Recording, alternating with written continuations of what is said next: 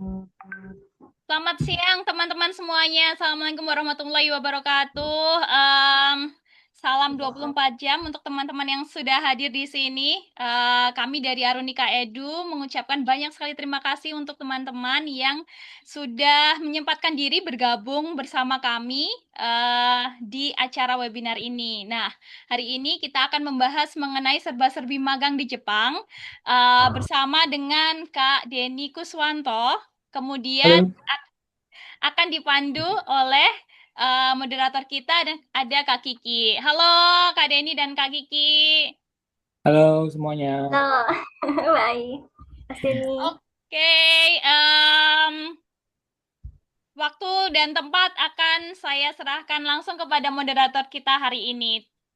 Silakan Kiki untuk dimulai webinarnya. Terima kasih teman-teman semuanya. Selamat belajar. Oke, terima kasih Mbak Ayu atas perkenalannya.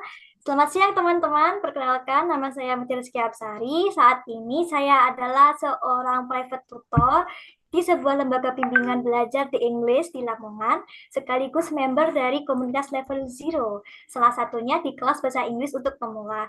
Terima kasih banyak kepada teman-teman yang sudah menyempatkan diri untuk hadir dan berkumpul secara daring bersama kami di sini.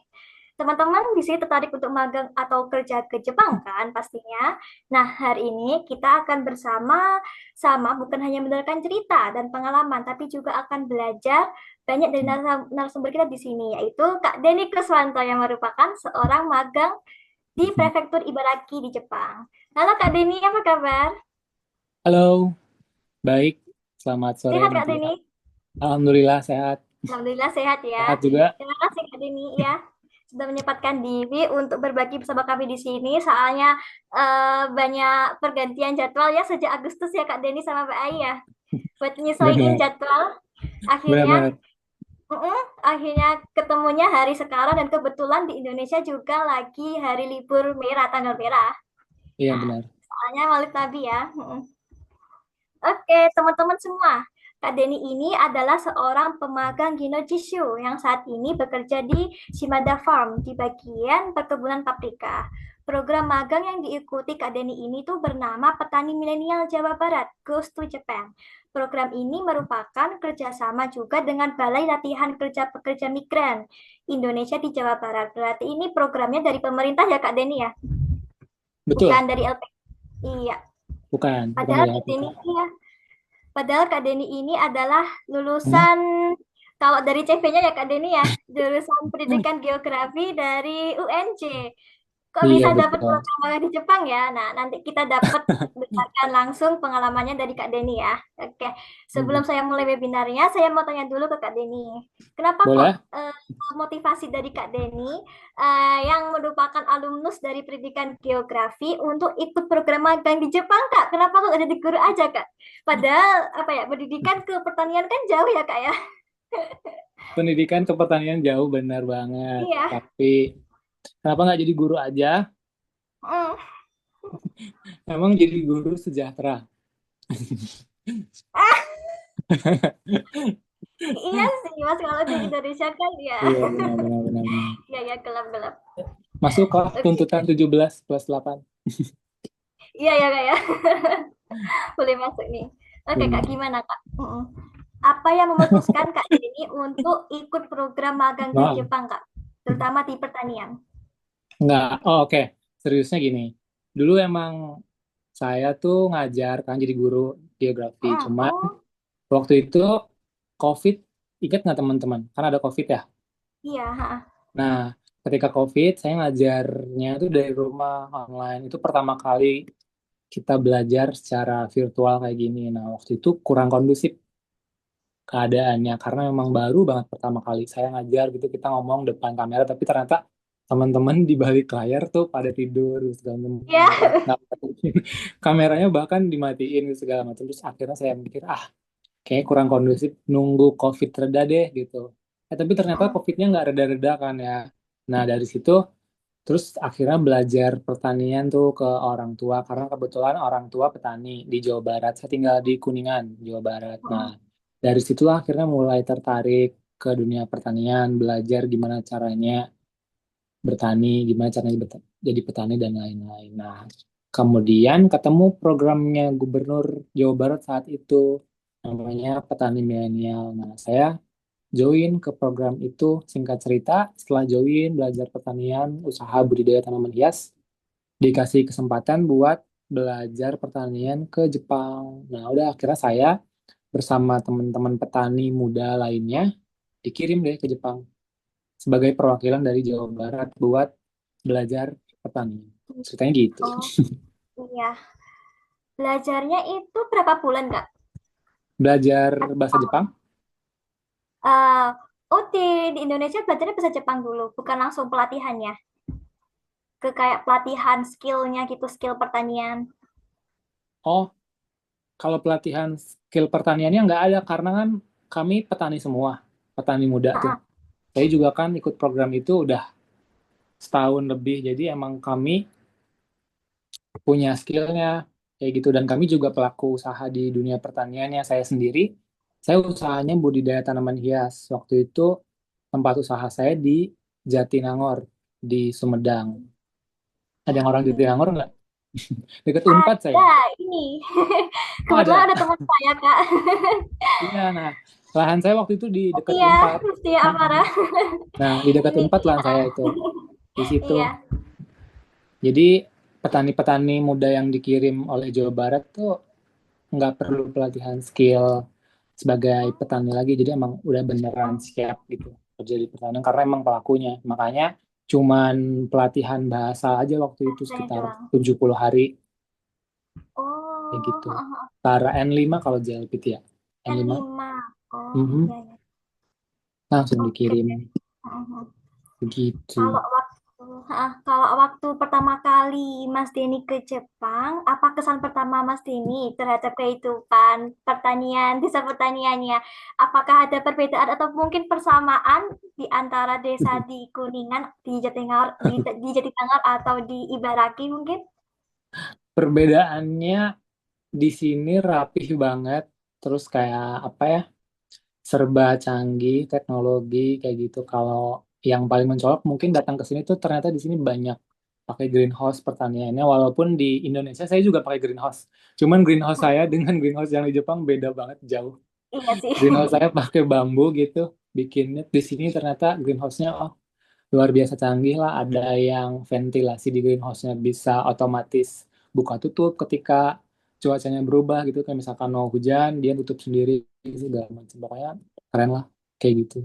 Makanya banyak banget belajar di sini. Itu dari pemerintah Mas Denny yang kayak memfasilitasi greenhouse-nya yang buka tutup sendiri kayak gitu, atau dari Di Jepang. perusahaan? Iya, di Enggak Jepang. di sini. Sendiri dong modal petaninya. Oh, iya, iya, iya. Hmm. Iya, iya, iya. Oke.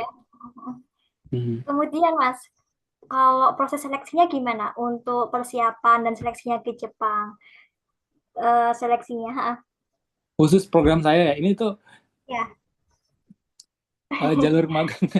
Jalur magang saya itu kayaknya nggak bakal ada lagi. Maksudnya khusus yang saya nih, karena ini program khusus, bukan jalur magang pada umumnya kayak gitu. Jadi apa ya, jalur sponsorship lah kayak gitu. Kalau jadi ceritanya dari teman-teman petani milenial yang daftar program tersebut, Hmm? dibukalah seleksi untuk 40 petani muda dari Jawa Barat.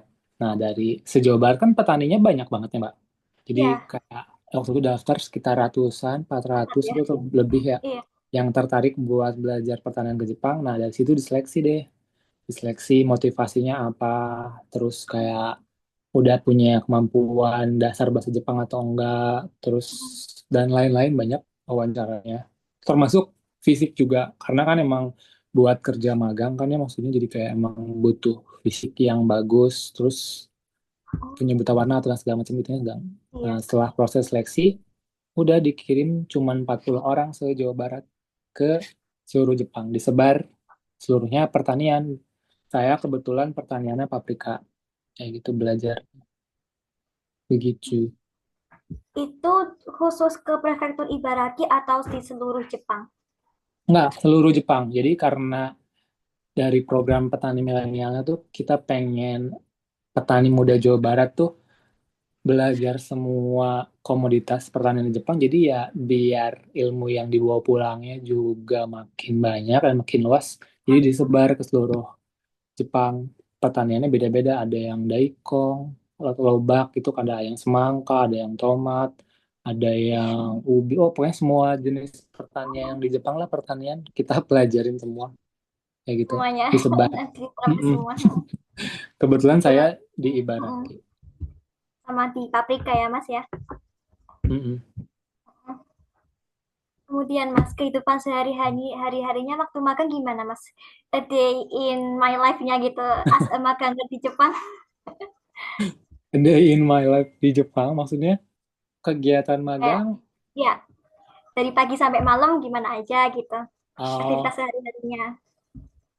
yang dulu belum ada di bayangan tuh ternyata di Jepang serba apa ya? Kalau di kita mungkin kenal istilahnya work-life balance gitu kan ya, kayak Iya, oke, kerja gitu, terus ada balance-nya, mungkin weekend libur tuh bisa nyantai, bisa nongkrong. Ternyata di sini tuh nggak bisa nongkrong, nggak bisa. Itu mungkin khusus magang ya, khusus saya gitu, mungkin yang lainnya bisa. Tapi anak magang ternyata isinya kerja kerja kerja, dan kemudian tapi nggak pernah tipes, alhamdulillah. alhamdulillah Mas. Rezeki dari Allah. Iya, jadi kegiatan sehari-harinya ya cuman kerja di magang itu. Sisa libur sehari, 2 hari itu untuk Hmm, mengerjakan hal-hal lain. Itu doang. cuman weekend atau harinya bisa terserah dari perusahaan? Em, Kalau di peraturan utamanya weekend sebenarnya 2 hari kan, Sabtu Minggu, tapi di perusahaan saya diganti. Kebetulan saya liburnya hari Jumat dan Sabtu sebenarnya. Oh, iya ya. Diganti karena kan kebetulan Muslim juga, jadi nggak apa deh, lumayan. Iya Jadi bisa sih. sholat Jumat. Sekalian. Mm-mm. Iya. Rezekinya gitu. Oke, teman-teman, tanpa berlama-lama lagi, kita mulai presentasinya hari ini. Oke, Nah, Mas Denny bisa disiapkan slide presentasinya ya. oh, boleh, siap. Ini saya Hmm, share screen ya, Oke, izin. sambil nunggu Kak Denny mempersiapkan slide-nya, untuk teman-teman yang hadir di sini tempatnya kita nanti gali informasi sebanyak-banyaknya tentang magang di Jepang. Jadi kalau ingin nanya soal magang, soal seleksinya gimana, terus kehidupannya sehari-harinya, bisa tanya sebanyak-banyaknya, gali semuanya ke Mas Denny. Oke? Oke, Oke, kalau sudah siap, Kak Denny, silakan untuk dimulai presentasinya. Oke, oke. Terima kasih sebelumnya Mbak Ai, juga Mbak Kiki yang udah undang saya di webinarnya Arunika Edu ini. Ini jujur pertama kali saya webinar, jadi tolong teman-teman, kalau saya agak grogi, tolong dimaklumi. Nah, Mas. oke, sebelumnya, oke Mbak. Oke semuanya, halo, Assalamualaikum, selamat sore. Saya Denny dari Ibaraki. Mungkin kalau nyebut Ibaraki juga teman-teman yang di Indonesia agak asing ya, Ibaraki itu di mana ya? Kayak gitu. Jadi mungkin sih saya bisa lihat, cek di Maps. Nah, saya itu peserta magang seperti yang tadi Mbak Kiki jelaskan. Saya pemagang, atau di Jepang disebutnya Ginojitsu. Saya afiliasi di Jawa Baratnya, asalnya dari program Petani Milenial Jawa Barat. Mungkin teman-teman pernah dengar atau ada yang belum pernah dengar, itu nanti bisa dicari sendiri. Kebetulan sekarang lagi magang pertaniannya paprika di, namanya pertaniannya Simada Farm. Nah, ini foto saya yang pakai jaket putih, sama kan ya mukanya. Terus ini di belakang saya ada teman-teman saya di sini, nakama. Ada Sacho. Sacho itu apa ya? Ada bos saya nih yang pakai kaos Under Armour. Terus ini juga ada teman-teman pekerja lainnya dan keluarga yang di sini. Kayak gitu. Kebetulan saya sendiri orang asingnya, dan saya orang Indonesia pertama di perusahaan ini. Oke, kita lanjut. Nah, ini program petani milenial. Ada yang pernah dengar? Ini kita bisa sambil, nggak bisa ya? Nanti ada suaranya teman-teman ya. Sorry. Oke, lanjut berarti. Nah, ini program petani milenial. Kalau pernah dengar teman-teman, yang ada di gambar itu di belakang nih ada di program Kick Andy waktu itu, ini acara inaugurasi tahun 2022. Nah, ini sekitar ada berapa tuh? Ada banyak banget petaninya se-Jawa Barat. Kami diinaugurasi karena telah selesai melakukan program tersebut dalam waktu 1 tahun. Nah, kebetulan saya ada di antara semua warga Jawa Barat yang hadir di inaugurasi ini. Kayak gitu. Ini programnya. Nah, ini adalah saya waktu masa pelatihan bahasa Jepang di Indonesia. Nah, ini bisa teman-teman lihat sendiri. Di paling bawah ini ada 40 orang yang pakai baju coklat rapih, duduk, pakai dasi. Nah, ini saya ada salah satunya, mungkin teman-teman bisa lihat yang mana. Ini pas pelatihan bahasa Jepang tahun 2023. Nah, dan ini foto-foto ketika saya pelatihan bahasa Jepang waktu itu di Bandung bersama teman-teman petani muda lainnya. Ini benar-benar muda banget karena kayaknya di antara 40 petani ini yang paling tua itu saya. Saya waktu itu usianya 28 tahun. Nah, sisanya di bawah saya semua. Muda-muda banget. Ini foto-fotonya, mata pelatihan, ada yang tidur, dan lain-lain. Terus ini. Nah, oke. Ini teman-teman program magang di Jepang atau namanya Ginojitsu.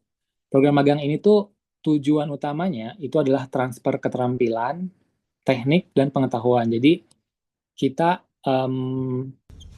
datang ke Jepang. Nah, ini video yang di sebelah kanan apa kiri ya? Teman-teman bisa lihat nggak? Nah, ini adalah Sacho saya, bos saya. Dia lagi mengajarkan saya gimana caranya dan mana aja sih paprika yang bisa dipetik gitu. Ini berdasarkan ukurannya ada yang dari mulai S, M, dan L. Nah, jadi transfer keterampilan, teknik, dan pengetahuan tentang pertanian di Jepang tuh di program magang semuanya diajarkan ke pemagang. Saya sebutnya pemagang, kayak gitu. Nah, durasinya itu 3 sampai 5 tahun. Dan kegiatan ini, program magang atau Ginojitsu ini, dia dikelola dan diawasi oleh OTIT. OTIT itu dia semacam lembaga pengawasnya gitu di Jepang. Nah, ini namanya. Itu ada websitenya juga, otit.co.jp, kalau teman-teman mau ngecek. Nah, terus secara gambaran besarnya, program magang ini atau Ginojitsu di Jepang, teman-teman bisa lihat grafiknya nih, yang ada di tengah, didominasi oleh warga Vietnam. Itu sekitar 53%. Itu banyaknya emang orang Vietnam. Kemudian disusul dengan Cina, Indonesia sama Filipina itu seimbang. Terus sisanya yang lainnya. Pokoknya negara-negara di ASEAN. Karena emang program magang ini mendatangkan pemagangnya kebanyakan dari negara-negara berkembang di sekitar Jepang atau sekitar Asia kayak gitu. Ini program magang. Nah, terus nih ini alur pemagangan kerja teknis namanya. Nah, ini kita magang itu sebenarnya 3 sampai 5 tahun. Tapi teman-teman punya 2 pilihan. Bisa 3 tahun doang atau 5 tahun. Jadi ini kita sebutnya ada pemagangan kerja teknis nomor 1, nomor 2, sama nomor 3. Nah, ini tahun pertama kita masuk ke Jepang, kita ada kursus dulu sebelum kita praktek atau kerja langsung atau magang di tempat kerja. Nah, kursusnya itu maksudnya kita datang ke pusat pendidikan dan budaya gitu. Jadi kita setelah di Indonesia juga mungkin belajar bahasa Jepang dan lain-lainnya, datang ke Jepang nggak langsung kerja, tapi teman-teman 1 bulan ada yang namanya Disenta, itu buat belajar bahasa, budaya, dan lain-lainnya juga, termasuk kayak adaptasi dan juga persiapan dokumen-dokumen pendukung lainnya, teman-teman. Jadi ketika masuk ke Jepang, datang tahun pertama, itu ikut kursus dulu selama 1 bulan, baru setelah itu kerja atau praktiknya atau magangnya. Nah, terus masuk ke tahun kedua sampai tahun ketiga. Terus setelah 3 tahun, peraturannya adalah teman-teman harus dulu kembali ke negara asal. Kenapa? Karena apa ya? Mungkin karena emang udah peraturannya sih. Saya juga kurang paham kenapa. Tapi pulang ke negara asalnya tuh minimal 1 bulan. Jadi pulang 1 bulan ke Indonesia, misalkan teman-teman dari Indonesia, atau bisa juga nggak pulang, ada syarat khususnya, tapi masuk ke pemagangan nomor 3. Jadi misalkan setelah tahun pertama, tahun kedua, tahun ketiga, kan harusnya pulang dulu tuh ke negara asal selama 1 bulan atau lebih. Nah, teman-teman bisa juga tergantung perusahaannya. Ada yang bisa langsung kerja, tapi nanti di sela-sela atau di sekitar tahun keempat teman-teman kerja, itu teman-teman juga harus pulang. Tapi maksudnya nggak langsung pulang pas setelah tahun ketiga selesai gitu. Bisa bisa diminta kapanpun gitu waktunya, fleksibel. Sampai ke 5 tahunnya. Baru setelah 5 tahun selesai, itu program magangnya selesai. Nah, di sela-sela 3 sampai 5 tahun ini, semuanya teman-teman nggak cuman praktek, nggak cuman magang, nggak cuman kerja doang. Ternyata ada yang namanya apa ya, tes kemampuan dasarnya, baik akademis maupun teknisnya. Jadi kayak ini, setelah tahun pertama, nanti teman-teman ada semacam ujiannya. Ujiannya itu akademis dan teknis. Jadi kayak ujian apa berarti ya? Kayak ujian semacam CPNS gitu kali ya. Kalau di saya sih ujian nanti datang ke tempat yang ditentukan oleh prefekturnya di sini. Terus teman-teman ada ujiannya tuh, tes tulis sama prakteknya tentang pemahaman dan ilmu yang teman-teman dapatkan. Jadi ujiannya tergantung bidang pemagangannya. Kalau saya pertanian berarti tesnya berarti itu tentang sekitar pertanian kayak gitu. Itu tesnya ada setelah tahun pertama, terus nanti setelah tahun ketiga selesai, nah ini juga ada lagi tes. Baru habis itu pulang, selesai. Nah, terus selanjutnya, nah ini skemanya. Skema jalur magang ke Jepang tuh jadi teman-teman secara gambaran besarnya ada dua. Nah, magang ini awalnya itu company based, maksudnya perusahaan. Jadi dulunya di tahun 1960 sampai 1980-an, magang ini tuh awalnya kan kayak misalkan di Indonesia kan banyak banget perusahaan Jepang ya. Nah, karyawan-karyawan yang kerja di perusahaan Jepang tapi ada di Indonesia itu biasanya dikirim ke Jepang buat belajar. Nah, itu awal mulanya program magang. Nah, itu berjalan sekitar sampai tahun 1980. Tapi setelah mulai tahun 1990-an itu dibikinlah program magang ini nih buat ke Jepang. Tapi skemanya udah bukan berdasarkan si perusahaan tadi, kayak misalkan, tapi dibikin organisasinya. Nah, jadi organisasinya dibikin dua. Teman-teman bisa lihat di sebelah nih kanan nih, ada namanya organisasi pengirim atau sending organization, sama yang organisasi penerimanya itu namanya supervising organization. Nah, kalau organisasi pengirim atau sending organization di Indonesia itu disebutnya, atau bentuknya biasanya bentuknya namanya jadi LPK, atau kalau yang negeri itu kan, kalau LPK swasta, kalau yang negeri itu biasanya lewat IM Japan, nama program. Untuk lembaga penerimanya di Jepangnya itu disebutnya KUMIAI atau TSK. Tapi khusus buat yang program pemerintah yang IM Japan ini, dia IM Japan juga berlaku sebagai lembaga penerimanya atau supervising organization. Jadi jalurnya skema secara garis besar ada dua. Kalau yang company base, teman-teman bisa lihat dari calon peserta nih, dari calon peserta di perusahaan afiliasi langsung dikirim ke host company. Host company itu tempat teman-teman kerjanya atau perusahaan di Jepangnya. Tapi kalau yang base-nya organisasi, teman-teman calon peserta itu lewat sending organization dulu, lewat LPK atau IM Japan, baru terus kemudian dikirim ke supervising organisasi atau lembaga penerimanya, biasanya KUMIAI, TSK, atau IM Japan, khusus IM Japan, baru dari situ dikirimlah ke host company-nya atau tempat teman-teman bekerja. Dan plusnya, program yang base-nya organisasi ini mulai 2017 tuh diawasi sama OTIT tadi, lembaga pengawasnya. Kayak gitu. Nah, ini bedanya LPK dan IM Japan. Kalau dari penyelenggaranya nih, LPK berarti LPK plus KUMIAI atau TSK. Kalau IM Japan itu dari pemerintah atau BP2MI, Badan Penyalur Tenaga Kerja Indonesia, tuh Migran Indonesia. Itu dia kerjasama sama IM Japan. IM Japan tuh di Jepang. Itu programnya berarti G2G. Government to government. Pemerintah ke pemerintah. Untuk biayanya, kalau yang lewat LPK ini, lewat swasta, itu biasanya berkitar 30 sampai 50 juta Nah, tapi kalau lewat pemerintah, yang Japan G2G itu gratis. Kalau seleksinya lewat LPK, itu ada tes internal LPK-nya, plus perusahaan tempat teman-teman kerjanya. Misalkan berarti teman-teman tes internal LPK tuh maksudnya kayak teman-teman, saya mau daftar magang nih, tapi lewat LPK, berarti daftar ke LPK mungkin ditanya kayak em, secara fisik dan lain-lainnya gimana, terus bisa sanggup membayar biayanya atau enggak dan lain-lainnya gitu. Nah, setelah misalkan itu semua terpenuhi, baru nanti teman-teman seleksi ke perusahaannya. Jadi teman-teman biasanya apa namanya wawancaranya online dengan perusahaan yang di Jepangnya kayak gitu. Itu menentukan teman-teman nanti diterima kerja atau magang atau enggak di Jepangnya. Nah, kalau lihat IM Japan itu nanti diurus semua sama pemerintah plus IM Japan, tapi biasanya buat masuk ke IM Japan itu tesnya ketat banget. Fisiknya, psikotes, bahasa, wawancara, langsung gitu. Kayak karena namanya juga gratis, terus itu se-Indonesia, jadi banyak banget yang mau kan. Biasanya kayak yang waktu saya juga termasuk pemerintah tapi bukan yang Japan.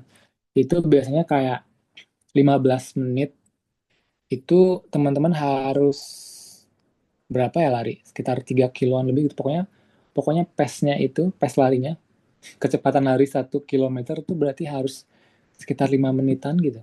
Kalau nggak salah. Pokoknya gitu segala macam. Terus ada push up dan lain-lain segala macam. Itu banyak. Teman-teman bisa cek di websitenya IM Japan. Buat itu.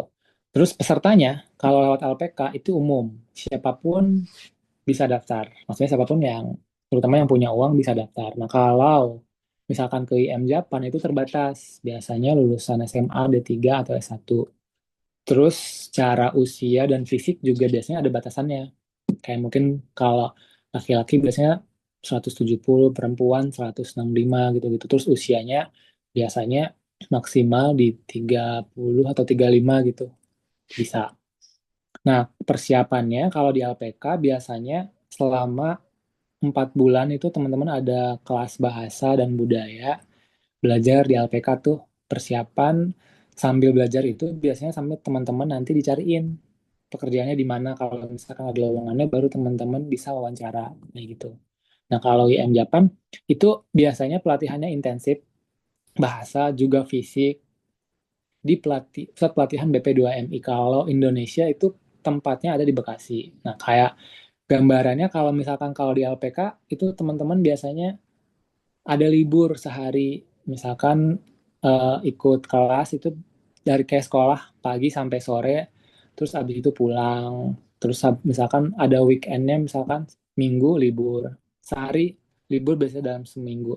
Nah, kalau lewat program pemerintah, kayak saya juga pemerintah waktu itu intensif. Intensif itu maksudnya berarti setiap hari, karena kan di pusat pelatihan, tidur di situ, belajar di situ, segala macam, fisik di situ. Jadi kayak gambarannya, saya juga waktu itu kegiatan pelatihan tuh mulai dari jam 4 subuh. Sebelum sholat subuh kita udah bangun, terus sholat subuh, terus senam, olahraga, terus sarapan, belajar sampai sore, habis isya, rest sebentar, makan malam, terus ngerjain PR, baru pulang lagi ke kamar tuh sekitar jam 10. Besoknya gitu lagi. Nah, itu waktu itu saya 70 hari. Kayak gitu. Nah, itu intensif. Terus-terusan nggak ada libur. Kayak gitu. Nah, untuk penempatannya atau bidang kerjanya, kalau di LPK dia berbagai bidang. Maksudnya banyak banget, tapi tiap LPK tuh tergantung dengan KUMI atau TSK-nya. Kan LPK tuh lembaga pengirimnya kan ya. Jadi jobnya tergantung si lembaga penerimanya di Jepangnya, KUMI atau TSK-nya. Jadi ada pertanian, ada manufaktur, ada yang lain-lain itu tergantung lowongan kerjanya adanya apa. Atau tergantung KUMI TSK yang kerjasama dengan LPK tersebut. Kayak gitu. Nah, kalau di M Japan itu juga sebenarnya ada banyak bidang, tapi kebanyakannya dia manufaktur sama konstruksi. Oke, tapi ada juga pertanian, pengolahan makanan, dan lain-lain ada. Cuma jarang. Kelebihannya, kalau lewat LPK, teman-teman bidang kerjanya tuh lebih banyak. Tapi prosesnya cepat, karena kan diurusin sama apa ya, agensi berarti ya namanya ya, kayak gitu. Nah, kalau IM Japan kelebihannya gratis, terus transparan, pengawasannya ketat.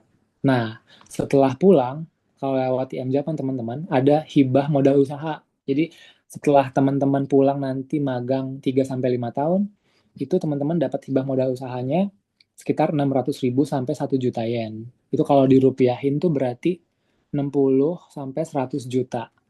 Kalau misalkan teman-teman magangnya 3 tahun doang, itu dapat 60 juta.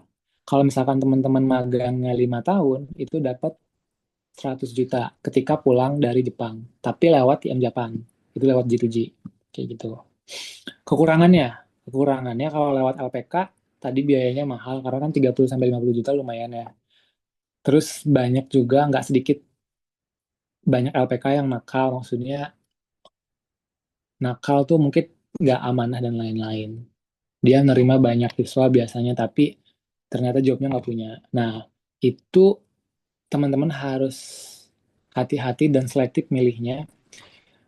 Usahakan pilih LPK yang predikatnya udah SO. Jadi udah dia punya punya legitimasi buat ngirim tenaga kerja ke Jepang. Jadi itu bisa dicek nanti di websitenya Dinas Ketenagakerjaan. Si LPK tersebut udah SO atau belum, kayak gitu. Karena kalau misalkan LPK-nya belum punya legitimasi SO, dia nggak bisa ngirim langsung tuh. Walaupun mungkin dia gembar-gembar, oke, yuk kerja ke Jepang lewat saya gitu segala macam. Tapi ternyata dia tuh nggak punya kewenangan buat ngirim tenaga kerja. Nah itu hati-hati kayak gitu. Pengawasannya nggak merata biasanya di LPK karena ya itu tadi dia mungkin siswanya terlalu banyak gitu. Akhirnya yang disebar dia ke Jepang tuh banyak banget, tapi SDM dianya juga sedikit. Jadi dia ngawasinnya kurang merata kayak gitu. Nah kalau IM Japan kekurangannya seleksinya berat, terutama tadi fisik ya, psikotes bahasa. Terus kuotanya terbatas, ada kuota karena gratis kan ya. Dan persaingannya tinggi, jelas. Karena seleksinya ketat. Kayak gitu. Ini yang penting banget, hak dan kewajiban. Jadi kita sebagai peserta magang punya hak. Haknya berarti harus nerima gaji itu sesuai kontrak atau upah minimum wilayah. Upah minimum wilayah itu kalau di Indonesia berarti kayak UMR. Nah, tiap daerah itu kan UMR-nya beda-beda. Di Jepang juga kayak gitu, UMR-nya beda-beda tiap wilayah. Jadi, ketika teman-teman pergi ke Jepang, magang, kerja, ataupun yang lainnya, pastiin dulu tuh. Atau teman-teman cari tahu, upah minimum wilayah tersebut tuh berapa sih? Kayak gitu. Jadi, biar sesuai kayak gitu. Terus, teman-teman juga berhak punya jaminan asuransi kesehatan sama pensiun. Kesehatan tuh berarti kayak kalau di kita di Indonesia mungkin kayak BPJS Ketenagakerjaan tuh. Nah, kalau di sini ada itu jadi ketika misalkan teman-teman sakit atau misalkan berobat atau pergi ke rumah sakit, itu teman-teman di cover sama asuransi kesehatan tersebut 70%. Jadi teman-teman cuma bayar 30% doang. Itu hak teman-teman. Juga ada yang namanya pensiun, itu ada yang namanya kalau di Jepang namanya nenkin ya. Kayak program pensiun, jadi teman-teman kayak semacam asuransi. Em, iuran tiap bulan nanti pas ketika teman-teman selesai magang atau kerja di Jepang pulang ke Indonesia itu teman-teman berhak dapat uang pensiun tersebut kayaknya sekitar 80% tuh langsung terus sisanya nanti ada prosesnya kayak gitu nanti dibayarkan lagi uang pensiunnya terus teman-teman punya hak buat dapat cuti berbayar nah kalau kayak di Jepang ini itu berbeda-beda. Jadi kayak misalkan di tahun pertama mungkin cuma dapat 10, tahun kedua naik jadi 11 hari per tahun, tahun ketiga naik naik naik kayak gitu. Jadi jumlah cuti berbayarnya naik terus tiap tahun sampai ada batas tertentunya gitu. Nah, teman-teman sebagai pemagang itu juga berhak dapat perlindungan dari yang namanya OTIT tadi, OTIT atau lembaga pengawasnya yang mengawasi program magang ini yang baru dibentuk tadi 2017. Nah, tapi teman-teman selain hak teman-teman juga punya kewajiban nah, terhadap perusahaan juga pengawas. Kayak misalkan mematuhi kontrak kerja dan aturannya. Terus teman-teman harus bayar pajak juga. Tadi juga iuran asuransi juga teman-teman harus bayar juga. Nah, terus teman-teman harus jaga kedisiplinan, etika kerja, kerjanya harus tepat waktu, terus nggak kabur dari perusahaan atau overstay. Overstay itu kayak misalkan teman-teman tadi magang tuh haknya adalah 3 sampai 5 tahun. Tapi ada juga yang misalkan teman-teman nggak pulang ke Indonesia gitu, misalkan setelah selesai visanya, setelah programnya selesai tapi nggak pulang, overstay, jadi stay terus di Jepang. Itu nanti teman-teman mungkin bisa kerja, ada perusahaan yang menerima, tapi teman-teman jadi warga ilegal di Jepang, dan itu nanti bakal susah karena kejar-kejaran terus sama orang imigrasi kayak gitu. Nah, kalau kewajiban teman-teman terhadap pengawas sama audit nih, teman-teman harus kooperatif. Misalkan kalau ada monitoring atau kunjungan dari audit kayak gitu. Karena masalahnya kan tadi banyak tuh.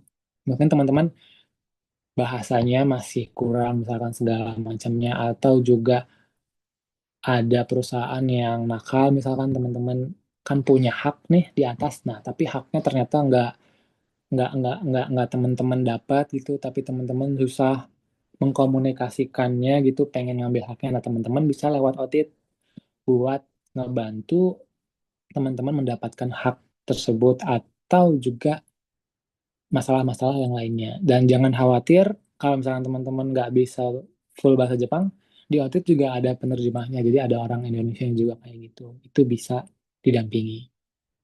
Itu hak kewajiban. Nah, ini tujuan dan realitanya. Tujuan idealnya tadi seperti tujuan awalnya Ginojis itu transfer keterampilan satu, kemudian teknik dan pengetahuan. Jadi kita datang ke Jepang tuh layaknya anak magang, karena kan kita magang ya. Namanya namanya juga magang kan, magang. Berarti kan belajar harusnya lebih banyaknya. Terus meningkatkan kualitas SDM negara asal. Jadi kan dari berbagai negara datang ke Jepang buat magang, buat belajar keterampilan, teknik, dan pengetahuan. Tujuannya itu. Nah, tadi juga kita punya perlindungan hak, kayak, oh ini bukan haji ya teman-teman, salah tulis. Tipe, bukan haji tapi gaji. Gaji asuransi cuti jam belajar, bukan dapat hak gaji, sorry. Terus belajar budaya dan etos kerja Jepang. Nah, itu adalah tujuan idealnya. Tapi realita di lapangan kadang nggak sesuai dengan apa yang ada. Nah, kayak kita sebenarnya kan harusnya harusnya tuh magang, kan ada tanda kutip magang, belajar. Tapi biasanya kita kerjanya full time. Layaknya tenaga kerja murah tuh kita dibayarnya mungkin tadi di bawah upah minimumnya gitu segala macam, tapi kita kerjanya full time tuh karena kita kerja fisik. Terus kita nggak dikasih waktu belajar dan transfer skillnya tuh jadi minim. Kan kita tujuannya sebenarnya belajar, tapi kita sehari-harinya kerja terus, bahkan setiap hari, bahkan ada yang mungkin nggak dapat libur kayak gitu, kadang ada. Nah, itu realita di lapangannya ada yang begitu. Nah, itu makanya teman-teman harus kritis dan nuntut hak tersebut, bisa lewat itu tadi segala macam, karena banyak kasus pelanggaran nih, kayak tadi jam kerja panjang tanpa lembur dibayar. Ada juga teman-teman, jangan salah, di Jepang juga ada yang lemburnya nggak dibayar, itu perusahaan-perusahaan nakal kayak gitu tadi. Terus ada yang juga yang dipaksa kerja di luar kontrak kayak gitu. Terus kebebasan pribadi dibatasin. Nah, kayak contohnya di tempat saya juga, lembaga apa namanya penerimanya, Kumi ITSK-nya itu, atau lembaga pengawasnya, di saya, karena kebetulan waktu itu program saya juga nyari jobnya lewat SO, jadi lewat sending organization, terus ke sininya lewat KUMI. Nah, maka di sini saya diawasi KUMI juga.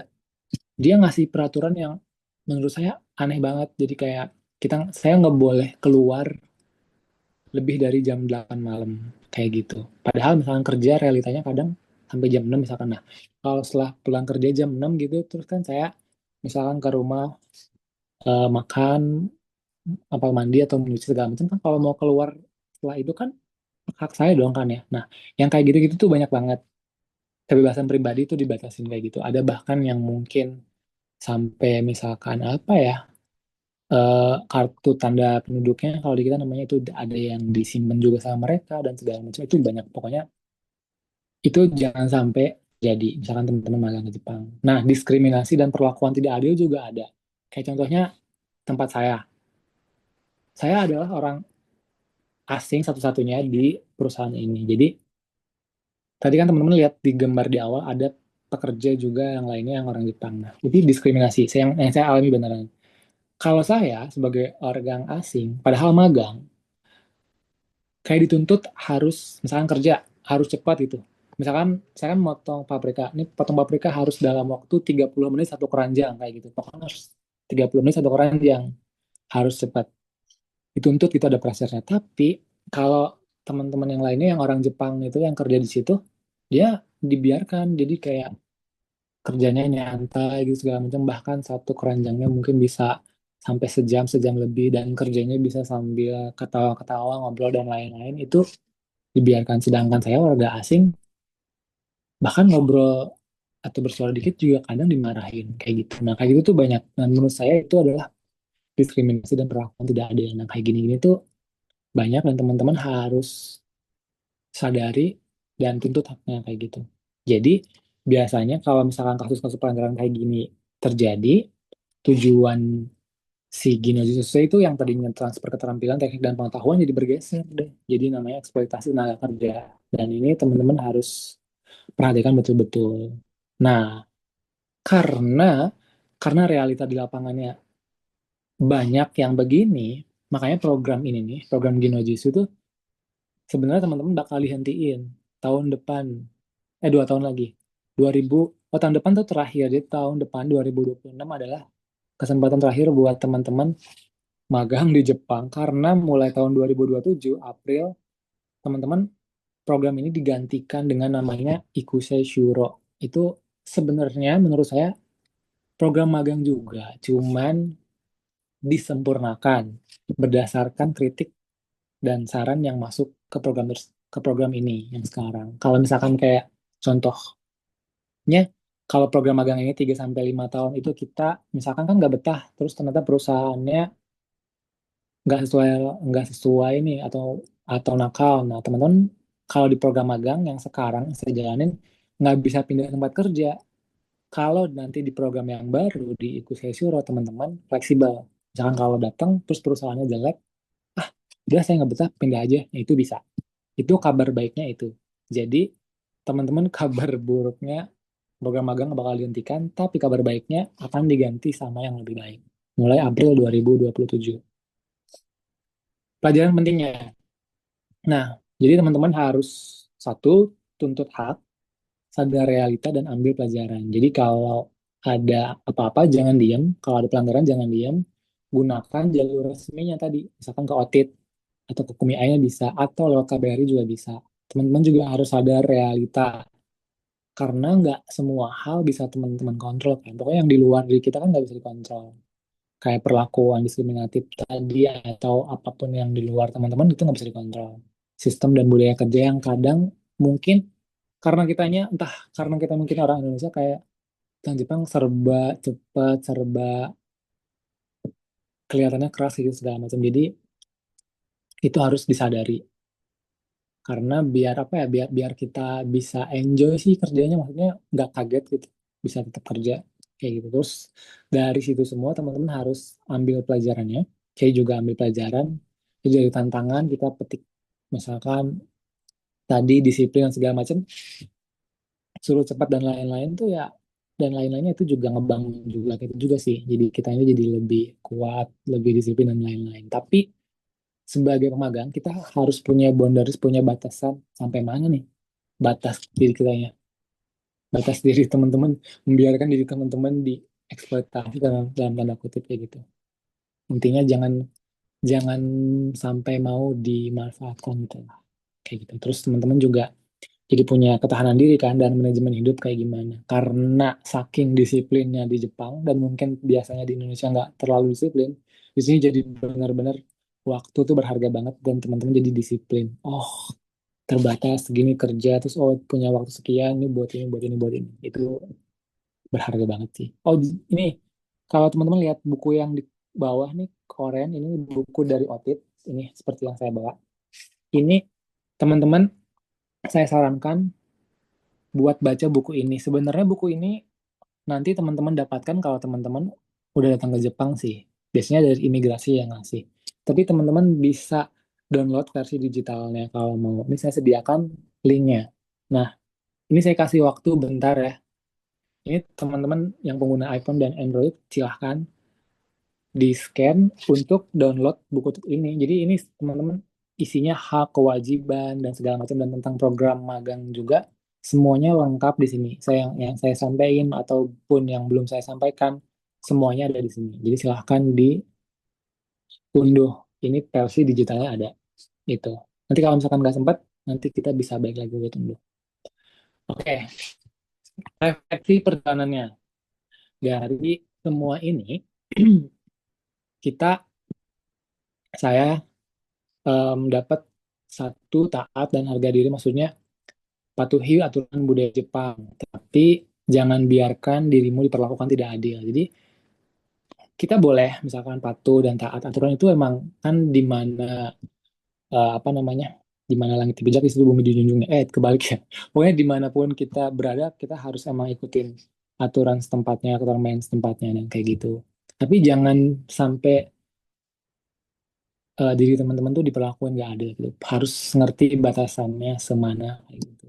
Nah, terus belajar sama jati diri tuh seraplah semua keterampilan dan nilai disiplin yang teman-teman dapatkan dan nanti diajarkan dari Jepang gitu. Entah dimanapun dapatnya. Tapi teman-teman harus tetap ingat identitas dan tujuan asalnya. Identitas itu maksudnya jadi biar teman-teman nggak kehilangan jati dirinya. Teman-teman kan orang Indonesia, saya juga orang Indonesia. Kita boleh datang ke sini, serap keterampilan disiplinnya, tapi jangan sampai hilang tuh identitas kita sebagai warga Indonesianya. Keindonesiaan kita itu jangan sampai hilang gitu. Jangan datang ke sini terus akhirnya berubah jadi jadi orang Jepang gitu banget. Itu menurut saya juga kurang baik. Dan jangan lupa ingat tujuan asalnya tadi, belajar keterampilan, teknik, transfer, dan lain-lainnya. Itu jangan dilupakan. Kayak gitu. Terus jadikan pengalaman di Jepang ini adalah bekal buat pulang dan membangun bangsa. Jadi harus ingat tujuannya itu buat masa depan juga kayak gitu. Nah, teman-teman boleh taat aturan dan lain-lain, tapi taat boleh, tapi jangan sampai kehilangan harga diri. Teman-teman juga belajar semua keterampilan, semua budaya di Jepang dan segala macam itu boleh diserap banget, tapi ambil yang baik-baiknya aja menurut saya tanpa teman-teman kehilangan jati diri teman-teman. Jadi taat tanpa kehilangan harga diri, belajar tanpa kehilangan jati diri. Itu sih dari saya. Oke, presentasinya kayak cukup sekian. Sekarang ada sesi tanya jawab. Dan ini teman-teman saya menyediakan grup WhatsApp buat semua pertanyaan yang mungkin belum nanti kita apa namanya kita kita bahas di sini atau misalnya teman-teman belum puas itu bisa jadi grup ini bisa jadi tempat konsultasi tanya jawab lanjut atau diskusi magang kerja di Jepang. Juga saya akan mengadakan kelas belajar bahasa Jepang gratis buat teman-teman semua. Ini saya dedikasikan buat kita jadi ruang tumbuh bersama. Oke, teman-teman. Kiki, bye. Presentasinya sampai sini aja. Terima kasih teman-teman udah nyimak. Assalamualaikum. Mari kita tanya jawab. Oke, terima kasih Kak Deni atas materinya yang gimana ya, nggak hanya manis-manisnya aja soal makan di Jepang, tapi juga ada gelap terangnya.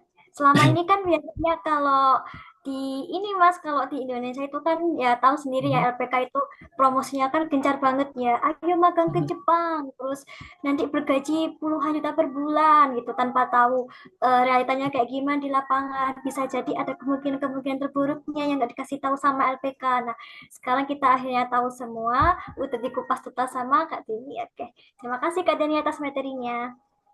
Sama, Oke, selamat. ya. Oke, sebelum kita masuk ke sesi tanya jawab, kita istirahat kira-kira 5 menit dulu ya. Di chat udah dibagiin tautan buat mengisi daftar absensi untuk sertifikatnya. Mau diisi untuk mendapatkan sertifikat dan rekaman dari acara Zoom kali ini. Kita kembali lagi di jam 5 menit berarti 14.58 ya teman-teman. Oke, kita istirahat 5 menit dahulu.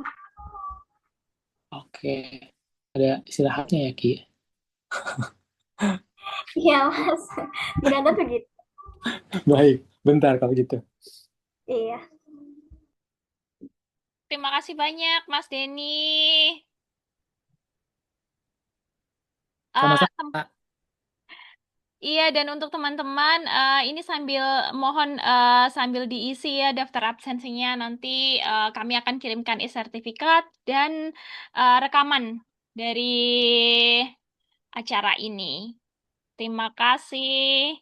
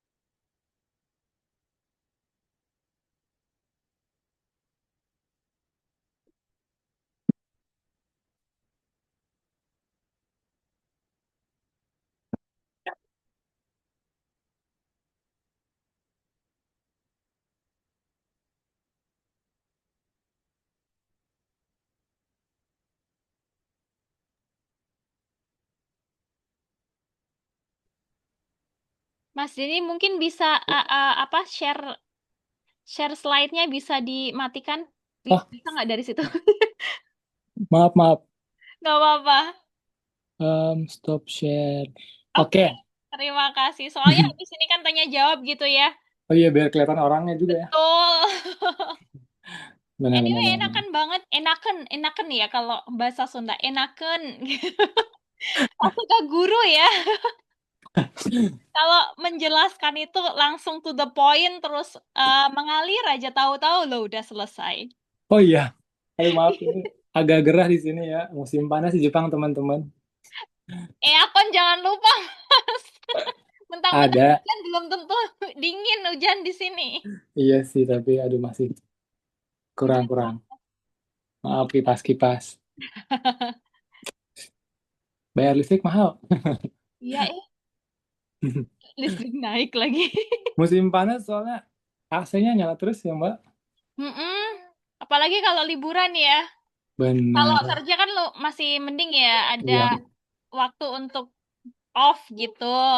Pulang baru benar. nyala lagi kan. Kalau yang di rumah Benar, ini 24 jam nonstop ini. benar, benar, benar, benar, benar, benar. Kalau musim panas di Jepang gitu berapa kira-kira berapa Mas Denny suhunya Mbak Ai? Oh, Tergantung kota ya. Tergantung kota. mm, Kalau Ibaraki nggak tahu, Kak, tempatnya Mas Denny kan dekat laut. lebih Panas kan, lebih Mas? panas, Lebih panas kan? lebih Nah, panas. di sini di Tsukuba itu paling ini sih 35, 36, 38 lah paling panas. Sebenarnya itu Oh, level level ini ya, level cupu. Kalau panas di Jepang 38 tuh level cupu. Iya, betul. Iya kan? Karena di Gifu itu dulu sampai 42, 43 derajat. Wow. wow. Nah itu, Level suhunya 43 derajat. iya. Maksimal paling tinggi itu 43 kalau di Jepang. Dan tertinggi itu di Gifu. Nah, bayangkan terus saya kerjanya di dalam greenhouse tuh. Nah, itu Kalau aduh. pertanian tuh, aduh, ibaratnya kayak di oven Ki atau teman-teman. Itu kalau nggak banyak minum, kita bisa kena Netsu show ya. Apa namanya? Heat Betul, wave stroke. mm-mm, betul. Mm-mm. Serangan panas ya, Mm-mm. Tahu-tahu udah pingsan aja. benar harus banyak minum. Ini by the way, maghrib kah di sana? Enggak, bukan Ah, asar ya? asar. Asar. Kedengeran Maaf, kayak maaf. azannya. Iya, maaf. Gak Kiki, minta maaf soalnya ini audionya kan nyala ya. Iya. Sekarang soalnya masih jam 3 ini Mas Denny di sini. Baru Oh, asar. iya, kita beda 2 jam, maaf. Iya. Tapi di sini juga masih asar sih. Oh iya sih, Hmm. iya benar. Maghribnya sejam lagi di sini. Lupa, lupa. Kak Ai, sekarang sudah 5 menit berarti Hmm. Kiki sisi tanya jawabnya ya. Boleh, boleh. Silakan, Ki. Oke teman-teman, sudah 5 menit kita beristirahat. Oke, saatnya kita buka sesi tanya jawab ya. Silakan Kak Tine yang raise hand, bisa on mic sama on kamera bila memungkinkan. Kak Tine, halo. Halo, terima kasih. Suaranya udah terdengar. Terdengar Kak Tine? Mohon maaf ya, saya tidak bisa on cam karena di sini sedang hujan. Pertama, Kak Tine nggak apa-apa. Silakan bertanya. Sebelumnya, mohon maaf apabila pertanyaannya tuh ada 3, too much gitu ya. Oke. Dan makasih juga untuk waktunya. Saya bisa diberikan kesempatan untuk bertanya. Oke. Pertama, saya ingin bertanya gitu terkait magang gitu ya, terkait program magang ini. Nah, apabila kita seandainya melakukan kesalahan, apakah ada konsekuensi, misalkan kita di blacklist dari Jepang gitu, atau tidak hanya diberhentikan gitu. Nah, untuk konsekuensinya itu seperti apa apabila kita melanggar peraturan yang sangat berat.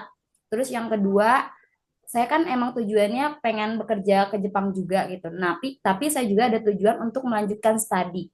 Nah, apabila nanti saya melanjutkan saya mengikuti program magang gitu, apakah nanti itu ketika di tengah-tengah itu ketika saya ingin studi gitu, itu program magangnya itu dihentikan atau boleh berbarengan dengan program studi. Terus yang ketiga, nah, sekarang itu kan di Jepang itu sedang ramai isu-isu yang demo warga lokal gitu, di mana warga lokal ini banyak yang menolak adanya pertambahan imigran. Nah, untuk demo-demo seperti ini, apakah akan mempengaruhi dari mungkin proses apa namanya tuh imigrasi warga Indonesia, terutama untuk yang mau bekerja ke Jepang, ataukah sama sekali yang memang tidak berpengaruh gitu. Nah, mungkin itu 3 pertanyaan yang ingin saya tanyakan. Terima kasih. Mohon dibantu untuk dijawab ya, Mas. ya kesalahan fatal, magang, terus studi, sama yang tadi demo anti imigran yang berpengaruh enggak gitu ya? Oke. Betul. Dan Mhm. satu lagi, ketika kita mau ketika kita menjalani program magang, tiba-tiba kita ingin melanjutkan studi, apakah program magangnya itu harus Mhm. dihentikan atau bisa dijalani secara berbarengan gitu. Oke. Ini langsung jawab atau gimana, Ki? Oke, langsung dijawab saja Kak Denny. Oh, kalau gitu nggak usah saya tulis ya. Ya, Oke. langsung aja. Pertanyaan nomor 1, kesalahan fatal. Aduh, sih sambil ngobrol gitu boleh kan ya? Apa kata Kak Denny? Kesalahan fatalnya tuh kayak gimana tuh misalkan, Mbak Tin? Oke. Misalkan Hmm. poin pertama gitu, apabila memang Hmm. kan kalau di Indonesia sendiri kita ada istilahnya itu ada SP1, 2, 3. Nah, apabila kita melakukan gitu Hmm. kesalahan di tempat kerja sampai Hmm. dapat SP ketiga, nah Hmm. kesalahannya itu apa namanya itu konsekuensinya itu seperti apa? Apakah kita Hmm. bakalan dikeluarkan gitu di tempat Hmm. kerjanya sampai nanti mungkin balik apa namanya itu dikembalikan ke Indonesia Hmm. dan di blacklist, ataukah memang tidak seburuk itu gitu, karena kalau misalnya saya lihat sendiri kan di perusahaan Indonesia banyak kayak SP1, 2, 3. Kalau udah SP3 ya udah dikeluarin kayak gitu, kamu harus cari pekerjaan baru. Nah, apakah di Jepang juga seperti itu atau tidak gitu? Oh, oke. Paham. Di Jepang juga tentunya ada ya, karena kan nggak mungkin ngelakuin pelanggaran terus langsung dihukum, dideportasi, dipulangkan segala macam. Di sini juga, apalagi juga orang-orangnya menjunjung tinggi etika, adat dan lain-lainnya. Jadi kayak kalau ada kesalahan kecil biasanya dikasih peringatan dulu. Bentuknya nggak sulit sih, dia kayak kalau di sini nyebutnya cuwi. Cuwi itu apa ya? Ditegur gitu ya. Di tempat saya yang magang ya, nggak tahu tempat kerja yang lain mungkin ada. Kayak kalau levelnya mungkin pekerja ada kali bentuknya Sama surat. Mas, sama Hmm? dicui Di, dulu sama. dicuwi doang ya? Ya, Mbak, nah kayak gitu. Sama, awalnya dicui dulu. Iya dicuwi, bukan dicubit ya. Iya, Ini iya kok pokoknya diperingatkan nih ya, cui. diperingatkan kayak gitu benar. Itu tapi ya, tergantung tergantung level fatal atau enggaknya sih kesalahannya. Kalau misalkan memang udah benar-benar ya mungkin bisa, tapi kalau di Jepang, sepengamatan saya yang baru seumur jagung ini nih Mbak, jadi baru mau 2 tahun, orang sini terutama di dunia magang ya, kayak gimana ya, menghindari konfrontasi langsung. Jadi kayak misalkan mungkin nanti misalkan saya nih sebagai pemagang punya kesalahan A gitu segala macam. Mungkin entah apa bentuknya, langsung dapat cuy itu dari pemilik perusahaannya. Tapi kalau misalkan langsung dipulangin gitu, nggak biasanya ditawarin ini sih Mbak, pindah tempat kerja. Jadi kayak dimutasi. Kalau kita pejabat daerah, juga kan tuh dimutasi tuh. Kayak gitu, di sini sistemnya kayak gitu tuh. Oh, kayaknya kamu mungkin bisa melakukan kesalahan itu karena ini gitu. Jadi mereka nggak langsung ngejudge kitanya. Kalau di tempat saya, ya. Jadi kayak mau nggak kamu dipindahkan misalkan ke perusahaan ini atau ke tempat ini segala macam gitu. Jadi kayak gitu ada sih, tapi nggak langsung sampai ke pulang banget. Kayaknya kalau buat yang deportasi itu khusus kesalahan yang benar-benar emang fatal banget mungkin dan nggak bisa ditolerir. Itu kayak gitu yang saya tahu. Terus tadi magang, terus bisa nggak sambil study ya? Berarti kita, oh, Mbak Tin mau sambil kuliah gitu. Nah, enggak. Karena tadi program magang, jangankan sambil study, mau pindah kerjaan aja nggak bisa, Mbak, di program magang. Nah, makanya kan program ini tuh banyak dikritik tuh sama orang-orang di dalam negeri Jepangnya sendiri juga, atau orang-orang di Indonesia juga sebagai yang pengen magang. Nah, makanya seakan-akan kayak misalkan kalau misalkan kita udah masuk magang nih, terus dapat perusahaan yang ternyata jelek, kayak kita ya udah terjebak selama 3 sampai 5 tahun itu di tempat magang. Nah, makanya mungkin itu akhirnya banyak yang bikin orangnya jadi kabur juga kayak gitu dan segala macamnya. Kayak gitu karena itu dikritik, nah makanya lahirlah program yang baru itu nanti tahun 2027 di April, namanya Ikusei Shuro itu. Karena di program baru tersebut teman-teman bisa lebih fleksibel buat pindah perusahaan. Nggak sambil kuliah sih, tapi kalau misalkan kuliahnya online bisa Mbak, karena kalau online kan susah ngawasinnya ya. Di sini juga teman-teman pemagang juga ada yang sambil kuliah online. Kayak gitu. Saya juga rencananya mau ambil kuliah online juga. Bisa ada kayak gitu. Mm-mm. Itu bisa. Oh, yang ketiga, berarti demo anti Ketiga imigran ya? ya yang demo. Berpengaruh nggak? Itu demo anti imigran tuh sebenarnya bukan ke kita sih, ke Indonesia maksudnya. Kayak itu dia lebih ke negara-negara di Afrika. Jadi di pemerintah sini tuh kayak semacam, kalau di kita kan ada kampung Arab, kampung Cina, kampung gitu segala macam ya. Kayak dikasih apa ya udah, karena emang kebanyakan yang ngumpul di situ, jadi kita kasih label dan namain lah ini jadiin kampung ini kayak gitu. Nah, si orang Jepang itu warganya nggak terima gitu, jadi kayak oh jangan jangan jangan berikan apa negara saya ke orang asing itu segala macam. Nah, makanya muncul demo itu.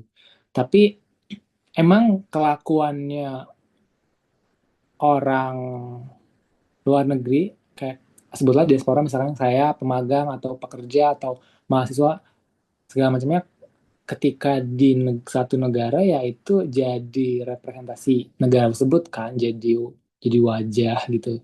Jadi kalau misalkan emang kelakuannya mungkin jelek ya itu bisa berpengaruh sih Mbak. Kayak misalkan udah deh, saya nggak bakal ngambil lagi misalkan pekerja dari daerah sini misalkan kayak gitu. Tapi blacklistnya nggak langsung full satu negara biasanya, kalau khususnya yang magang nih.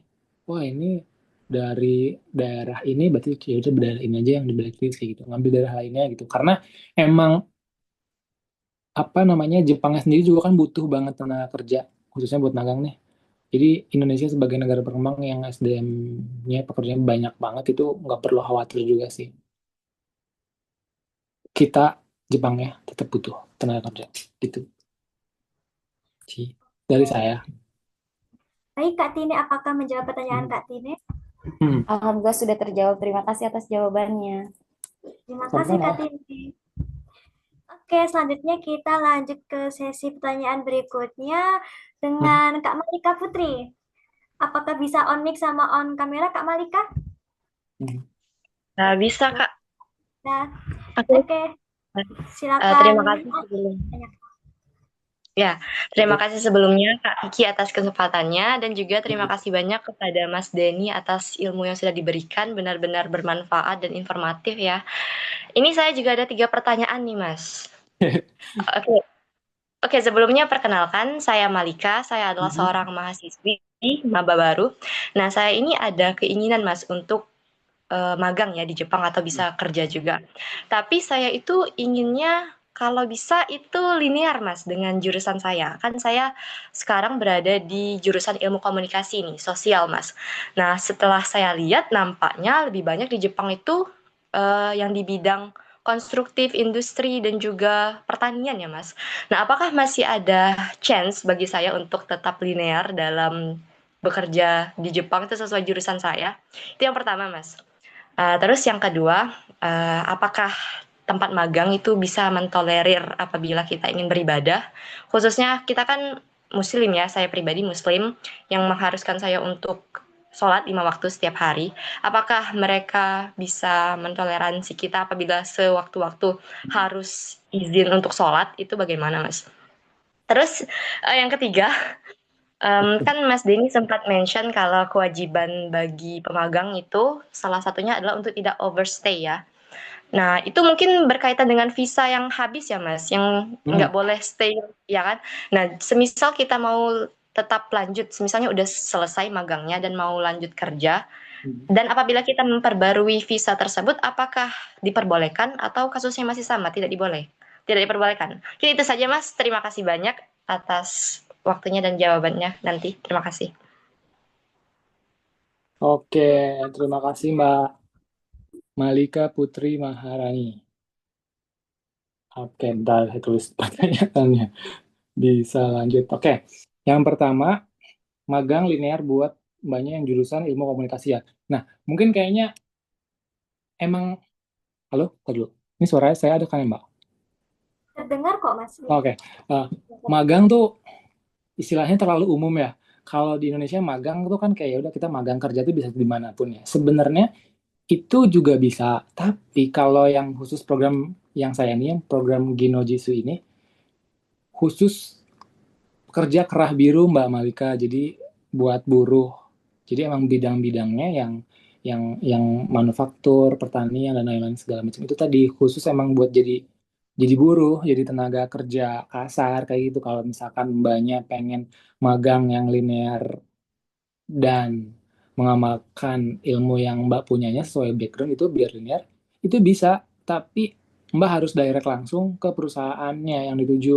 Itu perusahaannya bisa siapapun, kayak Mbaknya mungkin magang di Indonesia gitu kan bisa magang di perusahaan mana misalkan di Kompas, di mana di TV One dimanapun segala macam itu tinggal apply aja direct langsung ke perusahaannya. Lu pengen magang dong di tempat kerja lu, di tempat kerja perusahaan lu kayak gitu. Itu bisa banget. Chance-nya ada asal mbaknya bisa aja ngebuka jalannya. Satu berarti bahasanya mungkin bisa lewat karena jauh bisa by email sih. Itu bisa banget kayak gitu. Tapi maksudnya di luar yang magang yang Ginojitsu ini ya, karena Ginojitsu ini magangnya khusus buat jadi buruh atau tenaga kerja kasar kayak gitu. Emang luas banget pemilihan katanya, sorry ya. Terus toleransi dalam beribadah ya. Nah, ini menarik banget Mbak. Jadi biasanya kalau teman-teman pemagang nih, calon pemagang di Indonesia itu ketika wawancara di Zoom yang waktu itu saya wawancara waktu itu di rumah sendiri, tapi waktu itu job di tempat saya itu sebenarnya cuma dua, tapi yang wawancara 12. Saya sendiri, sisanya tuh anak-anak LPK dari mana-mana gitu. Waktu itu banyak dari Malang. Nah, dari semua itu saya perhatikan, akhirnya saya lihat juga ada emang pertanyaannya, karena kan kita kebanyakannya muslim ya. Terus ditanya, gimana kalau misalkan nanti kerja gitu, masalah ibadah dan lain-lain. Kebanyakannya, anak-anak LPK itu diajarkan buat bohong.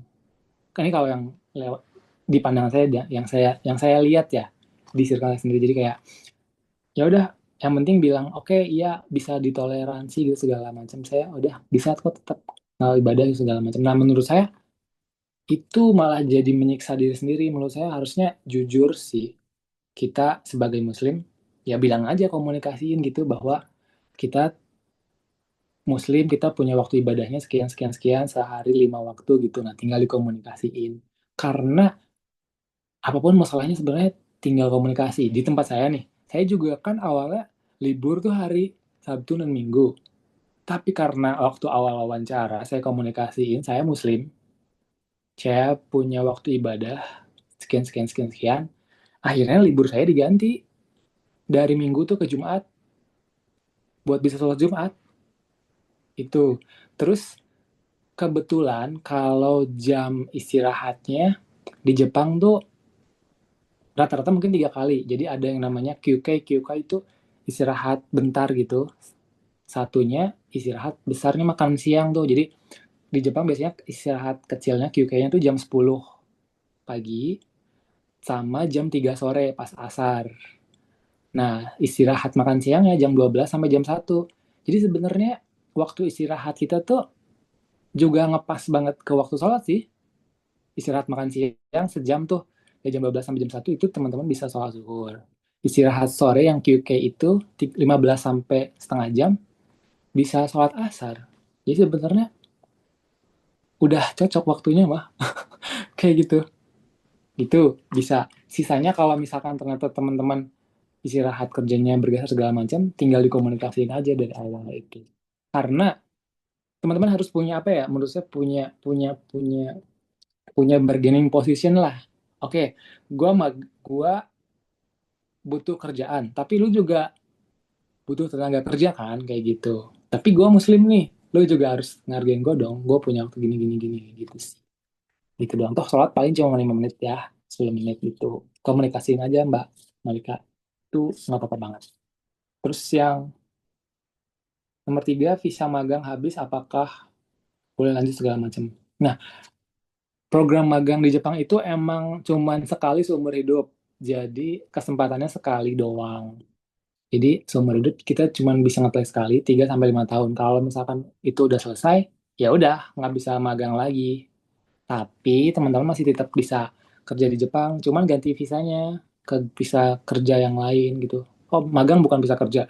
Maksudnya ganti ke visa kerja atau visa yang lainnya kayak program lanjutannya misalkan mungkin bisa masuk ke Toko Tegino atau yang lainnya gitu segala macam. Tapi jalurnya umumnya kebanyakannya itu. Bisa Mbak, bisa. Jadi jawabannya bisa tetap di Jepang terus bahkan sampai selamanya. Kayak gitu. Karena kayak misalkan kalau Toko Tegino kan biasanya tuh dia 5 tahun, Toko Tegino 1, terus habis itu Toko Tegino 2, dia masa waktunya nggak terbatas kayak gitu. Atau misalkan teman atau banyak pengen ganti visa yang lebih lebih apa lebih lebih lebih luas lagi jangkauannya itu ada banyak banget. Tinggal disesuaikan aja dengan syaratnya. Tadi udah 3 ya? Itu. Iya, Kak Ika. Hmm. Terima kasih Kak Itu Ika yang menarik. jawabannya. Bagaimana Kak Malika? Apakah membantu jawaban dari Kak Deni? Sangat membantu, Kak. Terima kasih banyak, Kak Deni, atas jawabannya. Benar-benar terpuaskan. Terima kasih banyak. Sama-sama dengan senang hati, Mbak Malika. Kemudian kita lanjut ke sesi tanya jawab lagi dengan Kak Radiani Susila Ningjati. Oke Kak Radiani bisa on cam sama on mic bila memungkinkan. Radiani. Baik, terima kasih sebelumnya Radiani. untuk materi yang telah disampaikan ya. Radiani. Baik. Baik, ya, silakan dilontarkan pertanyaannya. Baik, sebelumnya saya ini mahasiswa semester 3 dari UNS, kebetulan mengambil di bidang pertanian, yaitu di jurusan proteksi tanaman. Nah, saya itu mau bertanya, untuk magangnya itu bukan untuk kerja buruh ya, tapi untuk magang memenuhi di semester 5 gitu. Apakah ada jalur lain selain IM Japan atau LPK ya kalau magang untuk di perkuliahan itu ya? Oke, magang lain selain satu aja udah ya. Oke. Ya. Silakan Kak Deni. Oke. Kalau resminya program magang emang cuma 2 ini doang Mbak jalurnya, lewat yang LPK swasta sama yang pemerintah government to Japan atau lewat TM Japan itu tadi. Tapi kalau yang khusus misalkan mbaknya lagi kuliah pengen magang gitu, itu agak jarang tapi bisa, tapi tergantung perusahaannya. Salah satunya yang saya tahu, Mbak bisa cari di sosial media namanya Teh Rina. Dia kebetulan orang Indonesia, terus tinggal di Jepang, dan kebetulan pertanian, dia nikah sama orang Jepang. Itu emang dia ngebuka magangnya khusus buat anak-anak mahasiswa yang jurusannya emang pertanian di Indonesia. Nah, Mbak bisa coba kontak ke Teh Rina, bilang aja mau magang di tempat yang Teh Rina, bisa nggak gitu. Nah, terus tinggal disesuaikan deh waktunya sama Mbaknya, misalkan di kampusnya itu magangnya berapa lama biasanya tuh, 1 semester atau 1 tahun atau gimana gitu, gitu bisa. Jadi tinggal nyari peluangnya itu lewat perusahaan langsung sih Mbak, langsung ke perusahaan. Kalau yang program resminya yang kayak gitu nggak ada, gitu saya gitu. Itu salah satunya Mbak bisa ke situ, Teh Rina namanya. Kalau misalkan nanti nggak ketemu, nanti bisa join ke grup WhatsApp yang nanti saya bikin tadi itu. Nanti saya kasih linknya di situ. Ya, gitu. Oke, terima kasih Kak Dinia jawabannya. Bagaimana Baik, Kak Kak, terima Radiani? kasih atas informasinya. Mhm. Terima kasih Kak Radiani. Oke, selanjutnya Kak Arung Sagara. Oke, Kak Arung bisa dipersilakan untuk melontarkan pertanyaannya. Arum. Ya, halo Mas Denny, selamat sore. Halo Mas Arum, Ya, selamat sebelumnya, sore. kenalkan nama saya Arung. Eh, Status saya sekarang sih masih freelance, tapi lagi cari kerja buat di Jepang. Mhm. Kebetulan saya lulusan S1 sastra Jepang. Nah, Mhm. saya penasaran ini dengan yang pengalaman magang yang Mas Denny cerita. Nah, sebenarnya ada nggak sih misalnya kasus-kasus tertentu kemungkinan seorang peserta magang di Jepang tapi dapat kayak semacam promosi atau jadi dari transisi dari magang tapi jadi kerja full time di salah satu perusahaan gitu.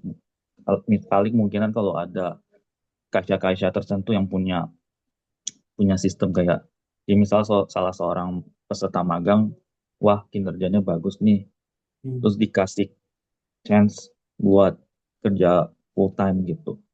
Nah, Oke. kalau misal terjadi, nanti kayak gimana misal pengurusan visanya gitu, apa Mhm. mesti memperbarui lagi kah atau gimana kah? Mhm. Nah, terus satu Mhm. juga mungkin tips lah gitu. Kan yang kayak Mas Denny bilang atau bahkan Mbak Ai bilang, Mhm. ya musim musim Jepang kan beda ekstrim ya sama Indonesia kayak musim panas.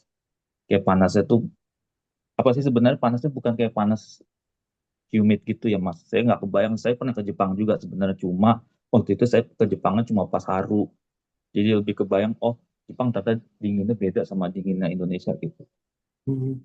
Nah mungkin kira-kira ada tips lah sederhana aja buat ngadepin kalau lagi pas pas pas Natsu atau mungkin kalau pas Fuyu gitu, apalagi Fuyu ya.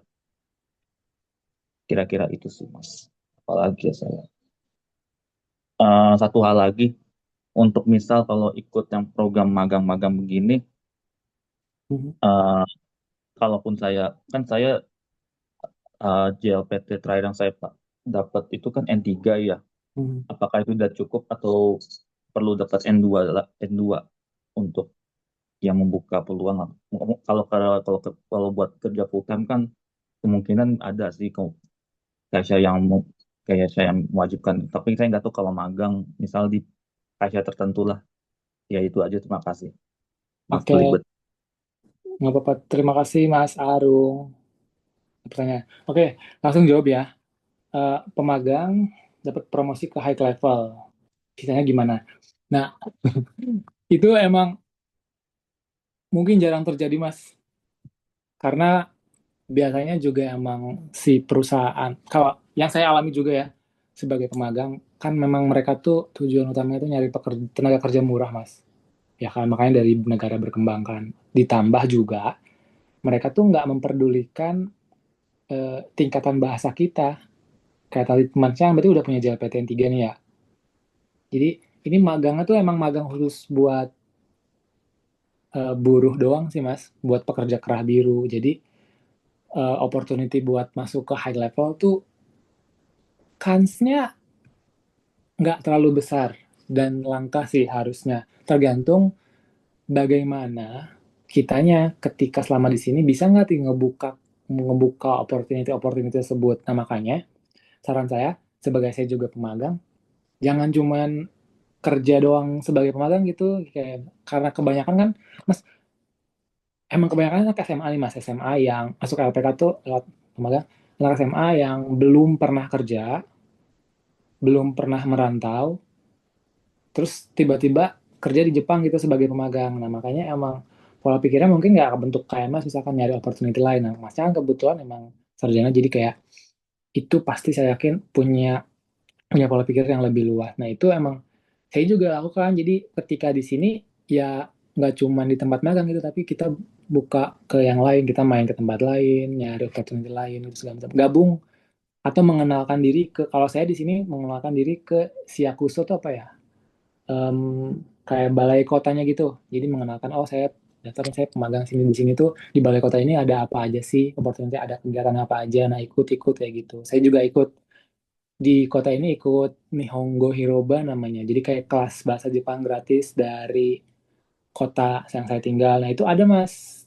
Itu ada di tiap kota gratis kelas bahasa Jepang buat warga asing yang tinggal di Jepang gratis. Nanti yang ngajarin orang-orang Jepang yang dia jadi volunteer ngajar di kelas tersebut. Dan itu ngebuka banget kesempatan buat tadi tuh. Mungkin bisa dapat ke promosi high level karena yang ngajar jadi volunteer si kelas bahasa Jepang ya biasanya orang-orang yang aktif juga bekerja di Jepang. Kayak yang tempat saya nih, ada yang dia buco, ada yang dia juga guru, ada yang lain segala macam. Nah dari situ mungkin bisa dapat kesempatan buat naik ke high levelnya gitu. Nah untuk visanya udah pasti diurusin mas, karena apa ya nyebutnya tuh visa sponsorship. Jadi misalkan perusahaannya, oke nih gue dapat orang nih, ya udah gue urusin deh visanya kayak gitu, ada.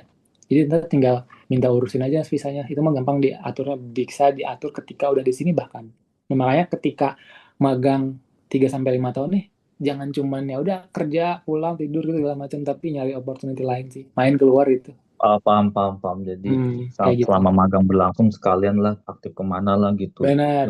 Komunitas tertentu siapa tahu mungkin jadi jembatan loncatan, batu loncatan ke mana gitu. Sekalipun Betul. mungkin lah katakanlah komunitas yang isinya gaikokujin semua gitu di Benar. sana. Nah, apalagi di Jepang banyak mas komunitas kayak gitu. Ikut aja daftar dan segala macam, join. Intinya aktif sih, kesempatan.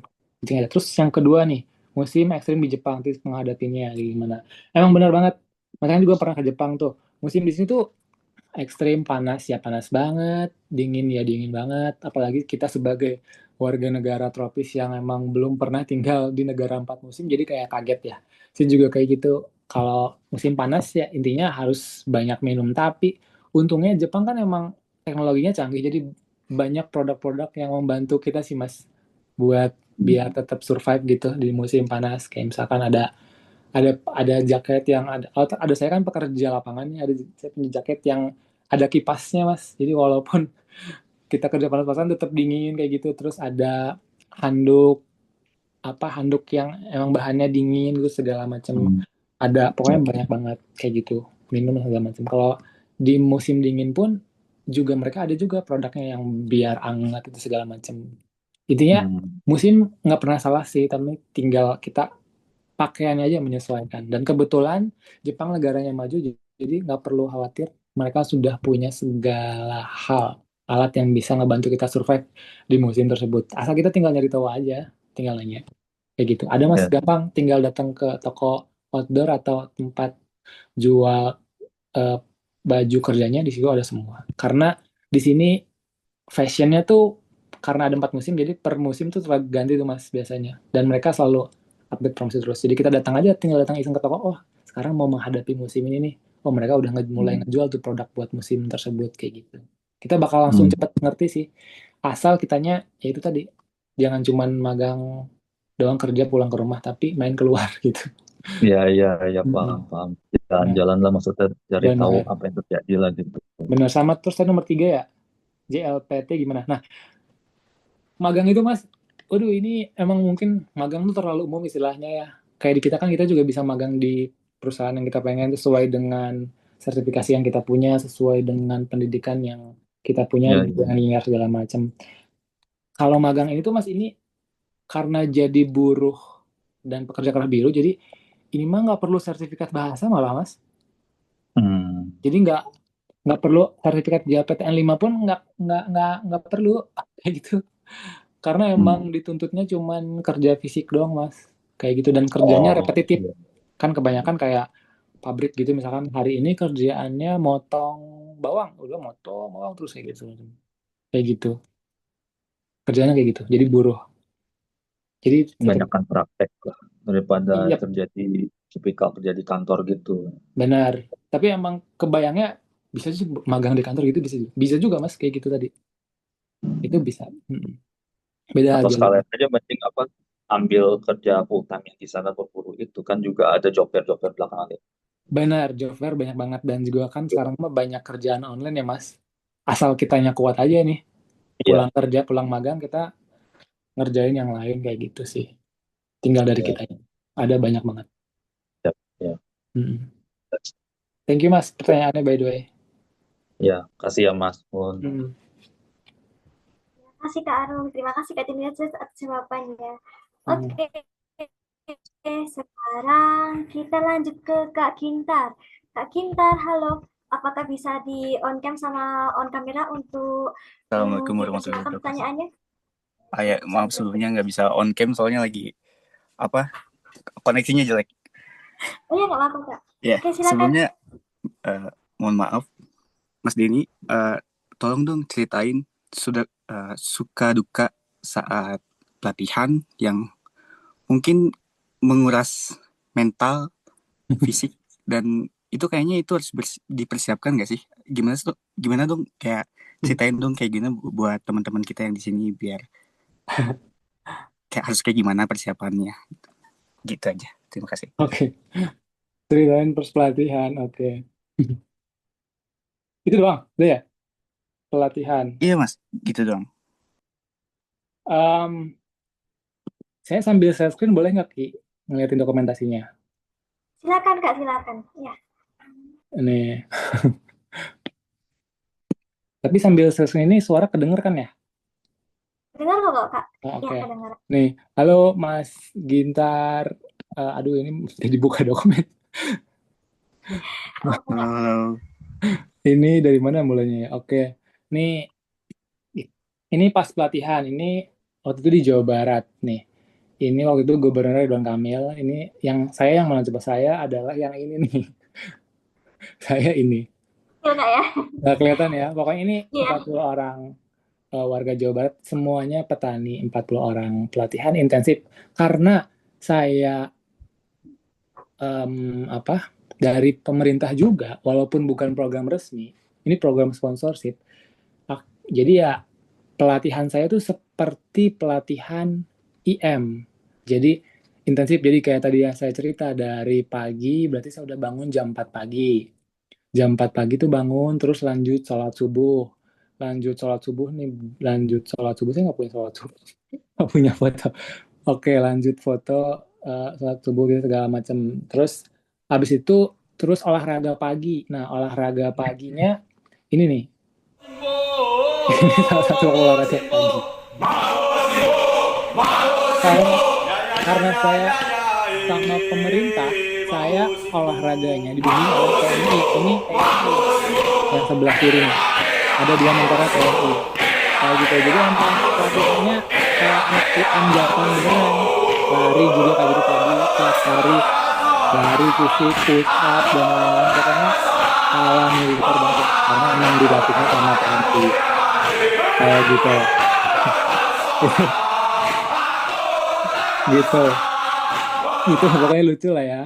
Nah, terus itu tadi, ini sampai hari-harinya mungkin ada juga, terus belajar seharian dari habis olahraga tuh, terus sarapan, belajar seharian sampai sore, maghrib, Isya makan malam, habis itu lanjut ngerjain PR sampai jam 10 malam, Mas Gintar. Jam 10. Okay. Jam 10 malam baru Gila. pulang ke kamar lagi, kayak gitu. Nah, ini di luar gitu segala macam. Ini malam nih, ini ngerjain PR. Ngerjain PR, kita ngumpul di ruangan ngerjain PR. Terus ada senpai juga yang ngajarin gitu. Sampai malam, 10 malam pulang kamar, baru udah besok kerja lagi. Besok kerja, besok pelatihan lagi hari berikutnya. Kayak gitu tiap hari. Ini Gila, gimana berat banget ya, Mas. Ya namanya program pemerintah, mungkin mereka pengen ngirim yang terbaik karena kan jadi representasi negaranya kan. Berarti lebih ke ini ya, Mas, ke fisik gitu ya. Jadi kita Iya, harus nyiapin lari atau kayak gimana gitu, atau biar nanti pas ke LPK atau ke program IM Jepang biar kita aja ini nggak sih atau gimana? nggak kaget ya. Iya. Benar, emang karena program magang ini tuh khusus buat jadi buruh kan ya, atau pekerja kelas biru, jadi emang fisik sih Mas Kintar harus dipersiapkan yang utamanya, selain bahasa. Iya. Berarti itu pelatihannya tuh berapa jam ya? Berarti dari jam 4 sampai jam 10 ya berarti ya? Gila. Iya, iya. Kalau dari pemerintah memang kalau intensif gitu dari pagi banget tuh sampai malam. Kalau yang di LPK swasta biasanya masuk sekolah, masuk ke LPK mungkin jam 7 sore pulang, jam 3 atau jam 4 sore itu udah pulang. Kayak gitu. Terus ada libur sehari dalam seminggu kayak gitu. Lebih nyantai kayak sekolah biasa. Tapi cuman belajar bahasa doang, sisanya bebas. Nah kalau yang intensif, program pemerintah, itu ada kegiatan terus. Karena kita tinggal di situ, pelatihan di situ, makan di situ bareng-bareng, intensif. Kayak waktu itu 70 hari Sakit, Pak? tanpa libur. Sakit nggak, Mas? Ya, lumayan. Untuk saya yang tidak biasa fisik, disuruh push up segitu banyak sih. Berapa, Mas? Hari Push up-nya, Mas? 100 itu segala macam. Push up 100 dan lain. Pokoknya TNI banget lah. Dan Gila sih. diawasin sama tadi kan bapak-bapak TNI ya berat. Gila sih. Kalau jadi saya, jadi Mas Denny kayaknya nggak bisa sih. Berat banget. Tapi itu buat kebaikan kitanya Tapi sendiri. katanya Mas Denny nggak pernah sakit kan di Jepang, jadi ini ya? Alhamdulillah ya, belum pernah Alhamdulillah ya. doakan Keren selalu banget sih. sehat. Itu mungkin salah satu alasan ini sih, orang Jepang itu Oke. kelahiran, angka harapan hidupnya itu tinggi karena emang selain gerak terus ya, kerja, mereka makannya juga sehat sih. Beda kayak kita, geraknya dikit, makannya nggak sehat. Makanya mungkin itu cepat sakit segala macam, banyak cepat meninggal. Gitu sih. Oke, Mas. Makasih ya, Mas. Oke, gitu aja. Thank you Mas Gintar pertanyaan. Terima kasih Kak Denny atas jawabannya. Oke, sekarang kita lanjut ke pertanyaannya Kak Mega Retani. Oke, Kak Mega bisa on cam sama on mic kalau memungkinkan. Terima kasih Kak Kiki. Kebetulan nggak bisa soalnya internetnya lagi kembang kempis nih gitu, sorry. Oke, lagi hujan. Biasa sih provider gitu Mas. Oke. Oke, sebelumnya thank you banget Kak Denny atas ilmu dan sharingnya, dan juga salam kenal. Aku juga, kita satu alumni Mas, tapi aku anak FIP kebetulan. Oh, anak UNJ? Iya, anak UNJ, betul. Ini adik aku Mas. Oh gitu. Tadi aku ceritakan. Oh, anak teknologi ya, aku pendidikan penghuni, ya? Aku penghuni Daksinapati kebetulan Mas. Oke, siapa ya dosennya ya? Siapa yo? Banyak sih. Banyak, iya. Kebetulan dosenku banyak yang ini Mas, yang ngajar untuk di apa sih kalau dulu namanya? Iya aku lupa. Iya, mata kuliah awal itu ya. Oh, gitu-gitu. Benar, banyak. Kayak saya sebagian mungkin ada yang kenal. Oke, nanti kita lanjut. Kita fokus pertanyaan. Aku ada beberapa pertanyaan nih Mas. Boleh, saya catat. Kayaknya 3 ya kalau nggak salah ya. Mungkin yang pertama gini, aku mau nanya terkait dengan perlindungan pekerja gitu. Nah, di sana tuh ada sih Mas, kayak misalnya ya amit-amit ada kecelakaan kerja gitu, atau kalau di sini kan ada BPJS ya, yang mana BPJS itu tuh kita bisa pakai ke dokter manapun. Nah, tadi kan Mas Denny cerita kalau ada diskriminasi gitu. Nah, untuk kayak mengantisipasi diskriminasi yang bener-bener kayak fatal gitu, dan maksudnya yang kita perlu bawa ke psikolog, sampai ke psikolog gitu, ada nggak sih gitu?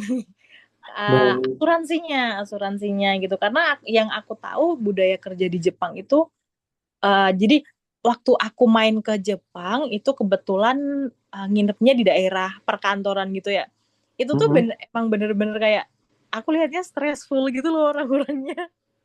Itu untuk kita yang santuy itu agak gimana gitu. Nah, itu kira-kira ada nggak sih asuransinya gitu?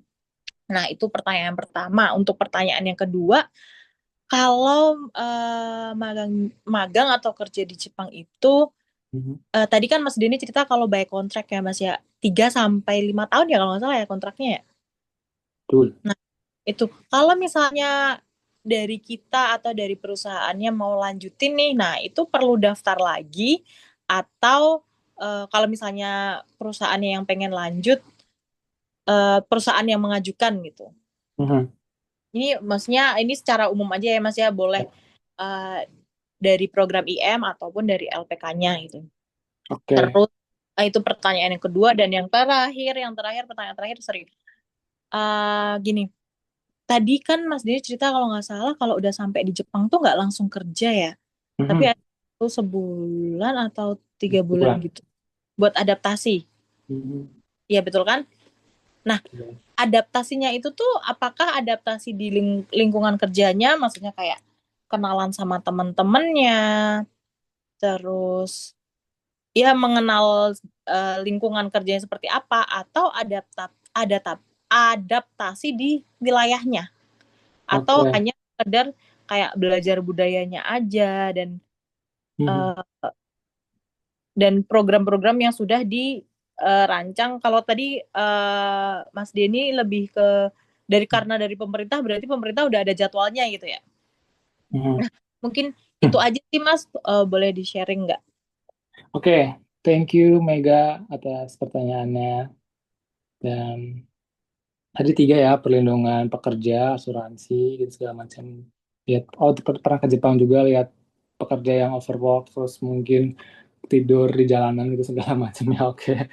Terus nomor 2, telah 5 tahun gimana bisa lanjut atau enggak, sama adaptasi tadi 1 bulan awal di Jepang itu ngapain. Oke.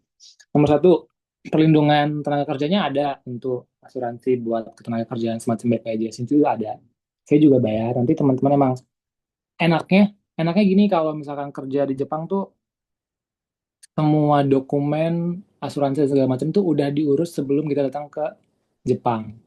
Jadi ketika misalkan teman-teman nih wawancara gitu kerja, entah mungkin misalkan lewat program pemerintah, lewat swasta, ataupun misalkan pribadi daftar langsung gitu, wawancara langsung ke perusahaan, itu biasanya pihak penerima itu udah nyiapin semua segala dokumen tersebut, termasuk asuransi segala macamnya. Karena datang ke Jepang tuh mereka pengennya udah legal gitu, dan udah ya udah beres itu langsung siap kerja. Karena emang bener-bener langsung kerja. Saya datang ke sini terus emang sebulan dulu pelatihan tadi yang di center buat adaptasi, tapi setelah nyampe ke perusahaan langsung kerja besoknya. Malam datang nih siang terus makan siang, sore beli belanja seragam kerja, besok langsung kerja gitu. Nah, itu perlindungan asuransinya ada. Terus emang gimana ya? Kita emang terlalu santuy, bener banget. Terus emang di sini tuh budayanya kerja kayak gitu. Terus di sini yang saya lihat mereka tuh punya budaya atau namanya saya lupa apa, tapi mereka tuh nggak pengen. Oh, satu mereka punya apa namanya? Aduh namanya apa lupa ya. Punya berbagai muka di berbagai macam situasi, itu namanya apa ya saya lupa ya. Mbak Ayat. Tatemae. Nah iya, mereka Tatemae. punya tatemae ya. Nah, mereka punya tatemae. Jadi mereka tuh punya muka di berbagai situasi. Karena punya budaya tatemae itu, jadi mereka tuh, kalau yang saya amati ya, dan yang seumur jagung ini, dan yang cuman di circle saya doang ini, orang Jepang ya, yang saya amati, karena mereka punya budaya tatemae itu tadi, mereka tuh nggak mau kelihatan jelek di depan orang lain, bahkan atau misalkan di depan siapapun kayak gitu. Nah, akhirnya selama kerja tuh mereka tuh nggak pernah jujur. Jadi kayak misalkan walaupun kan kayak kan kerjanya pertanian nih, fisik banget ya. Ada nih pekerja yang orang Jepang juga yang lainnya, tapi tuh mereka terhambat budaya mereka sendiri itu tadi.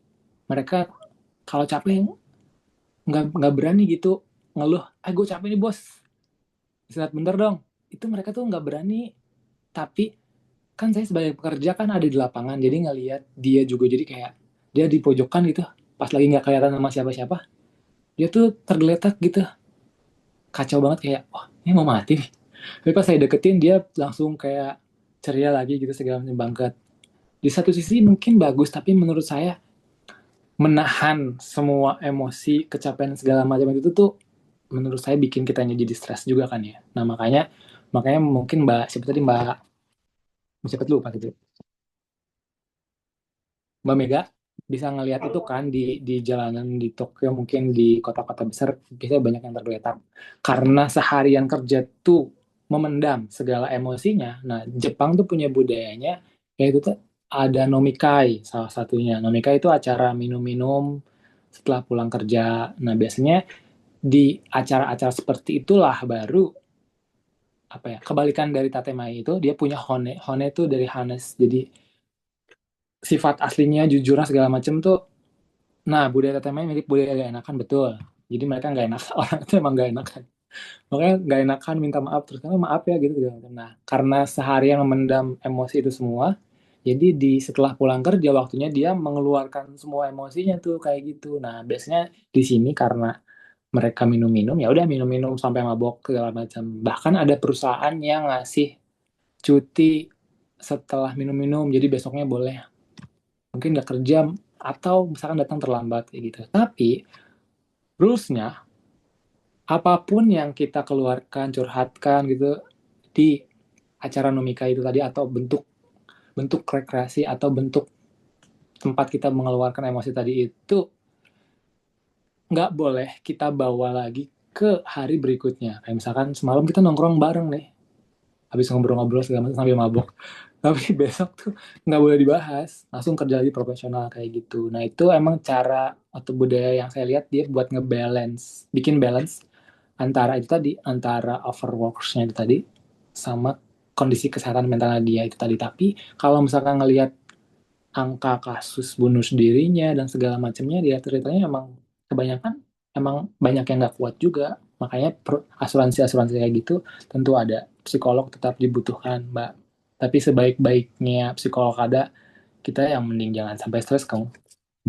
Tetap harus work-life balance. Itu satu. Terus Berarti sama mau kerja dimanapun sama ya berarti ya. iya, Cuman enaknya di Jepang itu perusahaan memberikan ruang untuk mengeluarkan unek-uneknya gitu ya. betul. Oh, Kalau oke di oke. sini Kalau di tuh kita kan lebih ke gibah ya, gibahin bos gitu biasanya. benar. Di sini, jangan salah di sini. Yang saya lihat ya, mereka juga suka bahkan lebih parah. Nah, Wah, saya, ntar deh itu nanti ya. nanti aja. Jadi nggak gosip. Bisa juga ngomongin orang. Tadi apa lanjut? Nomor satu udah betul ya. Nomor dua, setelah 5 tahun bisa lanjut nggak gitu kan ya. Misalkan perusahaannya pengen gitu atau program IM-nya pengen. Khusus program magang nggak bisa Mbak. Jadi program magang tuh emang cuman sampai 5 tahun maksimalnya. Dan satu orang cuman sekali doang seumur hidup boleh magang.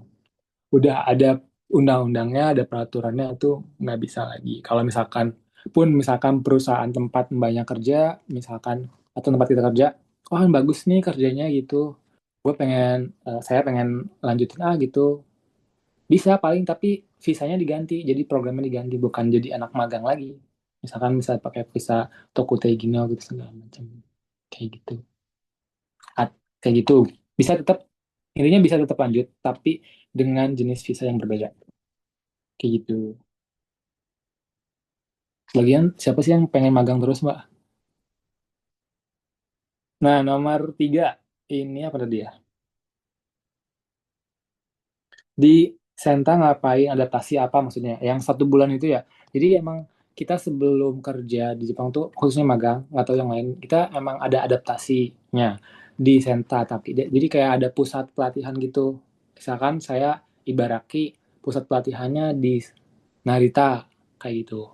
Nah saya di Narita sebulan cuman ini doang sih Mbak, jadi bukan bukan adaptasi di tempat kerja tapi lebih ke adaptasi budaya sih, dan belajar bahasa lagi. Jadi selain diajarin bahasa Jepang terus adaptasi budaya itu kayak nggak tahu ya, emang ya dikenalin aja gimana caranya bersih-bersih, gimana caranya milah sampah dan segala macam. Intinya dipersiapkan kita mengenal semua rules-nya yang ada di Jepang sih. Karena ya mungkin kayak sampah contohnya kalau di kita kan biasa dicampur gitu, kalau di sini sampahnya harus terpilah gitu segala macam, dan emang ada hari-harinya. Misalkan kalau di kota saya sampah yang bisa dibakar itu khusus hari Rabu dan Sabtu, misalkan kalau sisa yang lainnya ada hari-hari tertentunya. Dan kayak gitu-gitu yang dipersiapkan di pusat pelatihan itu tadi, itu disebutnya di sini Senta. 1 bulan sebelum kita mulai magang itu, adaptasinya itu sih, belajar itu, diperkenalkan kayak gitu sih. Oh, berarti lebih ke ini ya Mas ya, adaptasi bagaimana cara hidup di seperti apa gitu ya. Benar, iya kayak gitu. Lebih ke itu. Kerjaan ya paling kadang ada pihak, kan ada berbagai pihak yang datang kan, yang ngenalin kan banyak, misalkan kayak ada sosialisasi dari damkarnya, misalkan damkar sini juga ada, terus kayak sosialisasi dari si ini nih yang otit ini juga, otit ini kok ngomong juga otit ini juga ada, kayak tugas-tugasnya ngapain, dikasih tahu hak kewajibannya kayak gitu segala macam, itu juga ada kayak gitu. Semuanya sih intinya. Tuh. Udah ya? Udah. Thank you Mas Denny sharingnya. Itu. Terima kasih Kak Deni atas ceritanya. Oke, kemudian Kak Ai, silakan bertanya. Iya, Mbak Ai juga bertanya. terima kasih. Aku mau bertanya ini satu. Tadi ingat pertanyaannya Kak Tine ya tadi ya, soal pelanggaran terberat gitu ya. Kalau misalkan kita anak magang terus melakukan pelanggaran terberat itu apa, deportasi gitu. Nah, aku tuh ingat beberapa tahun yang lalu itu ada cerita anak magang perempuan ketahuan hamil. Terus ada anak magang yang nikah. Padahal katanya kan tidak boleh menikah, tidak boleh hamil gitu ya. Nah, itu gimana, Mas? Itu bener nggak sih, ada peraturan kayak gitu nggak sih? Ntar dulu. Iya. Oh, ini ada di buku ini kebetulan. Oke. Saya bacain aja ya. Kan teman-teman nanti, sumpah, bisa download bukunya tadi. Ntar saya kasih linknya yang tadi tuh ya. Ada yang udah scan mungkin. Di sini ada, Mbak. Beneran kayak gitu. Mungkin karena saking banyaknya kasus kayak gitu kali ya. Jadi sampai dibikin tertulisnya. Mana ya? Aduh, saya mau bacain. Mana ya? Coba dicek daftar isinya, Kak. Iya juga.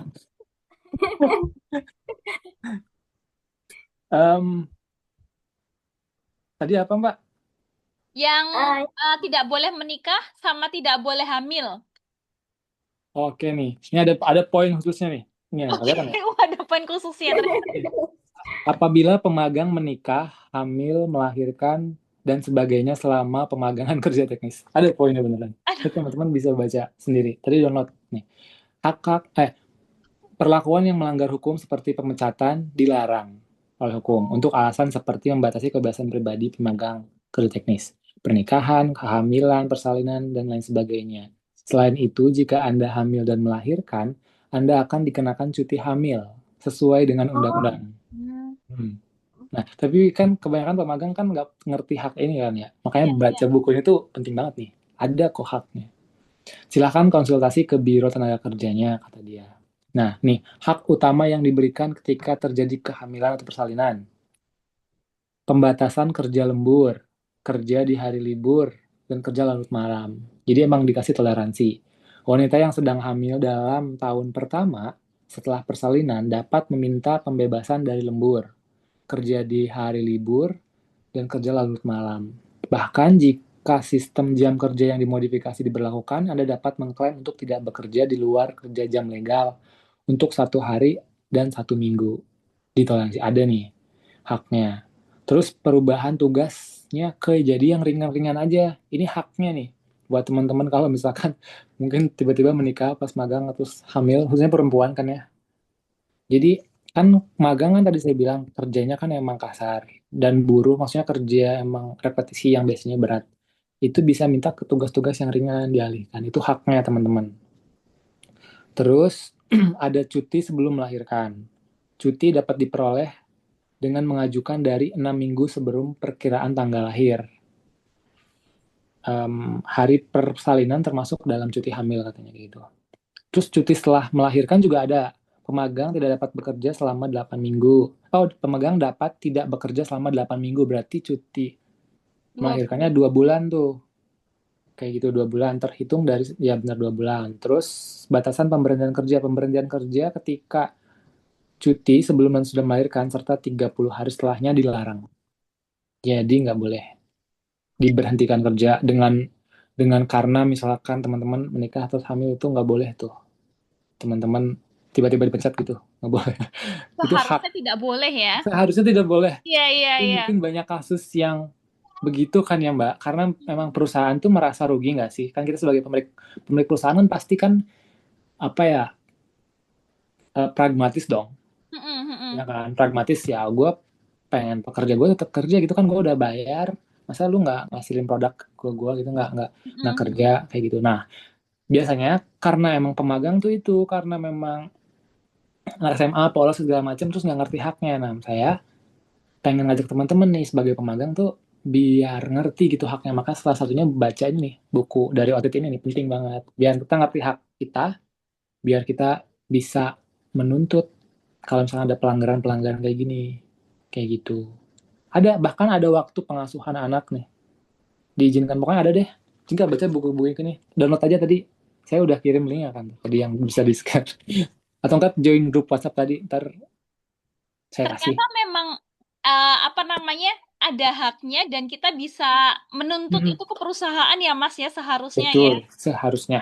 Terus Soalnya prakteknya, kan yang dulu tuh pernah dengar cerita ada pemagang yang hamil terus kemudian dia dipulangkan ke Indonesia katanya oleh betul. LPK-nya karena ketahuan hamil itu gitu. Padahal seharusnya nggak gitu ya Mas, masih bisa kerja di sini Masih, dan dapat haknya, dapat cuti pula ya. betul. Bahkan secara undang-undangnya Mbak, kita tuh nggak boleh dipaksa pulang ke negara asal. Di sini juga ada poinnya tepat di atas poin yang tadi hamil. Kita tuh nggak bisa dipulangkan begitu saja gitu karena kita udah punya kontraknya, ya harus sesuai kontrak kayak gitu. Kecuali kitanya pengen pulang sebagai pemagangnya. Gue pengen pulang deh, pulang aja gitu. Ya udah, itu nggak bisa dilarang. Tapi kalau misalkan kita dicari kesalahannya gitu, dicari celahnya, wah lu hamil lu, gue pulangin deh gitu. Itu nggak boleh. Nah, Selain oleh keinginan pribadi nggak boleh. kalau misalkan nih aku mau pulang aja gitu, padahal program magang masih berjalan katakanlah 2 tahun gitu, kan Ya, belum selesai itu dapat penalti nggak? nggak ada. Nggak ada. Dan Nggak udah ada. tertulis di bukunya ya? Nggak ada. Nggak ada. Saya sebagai pemagang juga nggak pernah tanda tangan dokumen tersebut gitu harus ganti kerugian dan segala macam, nggak ada. Nggak ada. Itu sih berarti memang harus evaluasi perusahaannya sih. Kenapa kok bisa sampai bikin kita nggak betah sebagai pemagang kayak gitu? Mungkin ada yang salah. Kayak gitu nggak ada. Tapi buat penalti kayak gitu nggak ada. Itu hak kita sih. Kerja terus nggak betah, pulang aja deh gitu. Bisa. Berarti pada intinya memang kita sebagai pemagang itu harus banget baca ya. Baca Benar. apa aja di sini biar kita nggak, ya mohon maaf ya, mungkin dibohongin LPK. Kan banyak kasus yang seperti itu ya. Benar. Tapi emang kayak gitu ya, bahkan kan ini magang kan udah mulai tadi dari tahun 60-an tuh. Terus yang resmi ini magang dari tahun 90-an. Bayangin baru ada auditnya nih, baru ada lembaga pengawasnya tahun 2017. Weh. Sekarang udah ada lembaga pengawasnya aja, kasus-kasus kayak gitu tuh masih banyak. Gimana kalau dulu belum ada? Wah, itu lebih parah sih. Tapi emang katanya dulu lebih parah dari ini ya. Iya ya, harusnya parah sih. Nah ya, teman-teman baca. Ya, iya.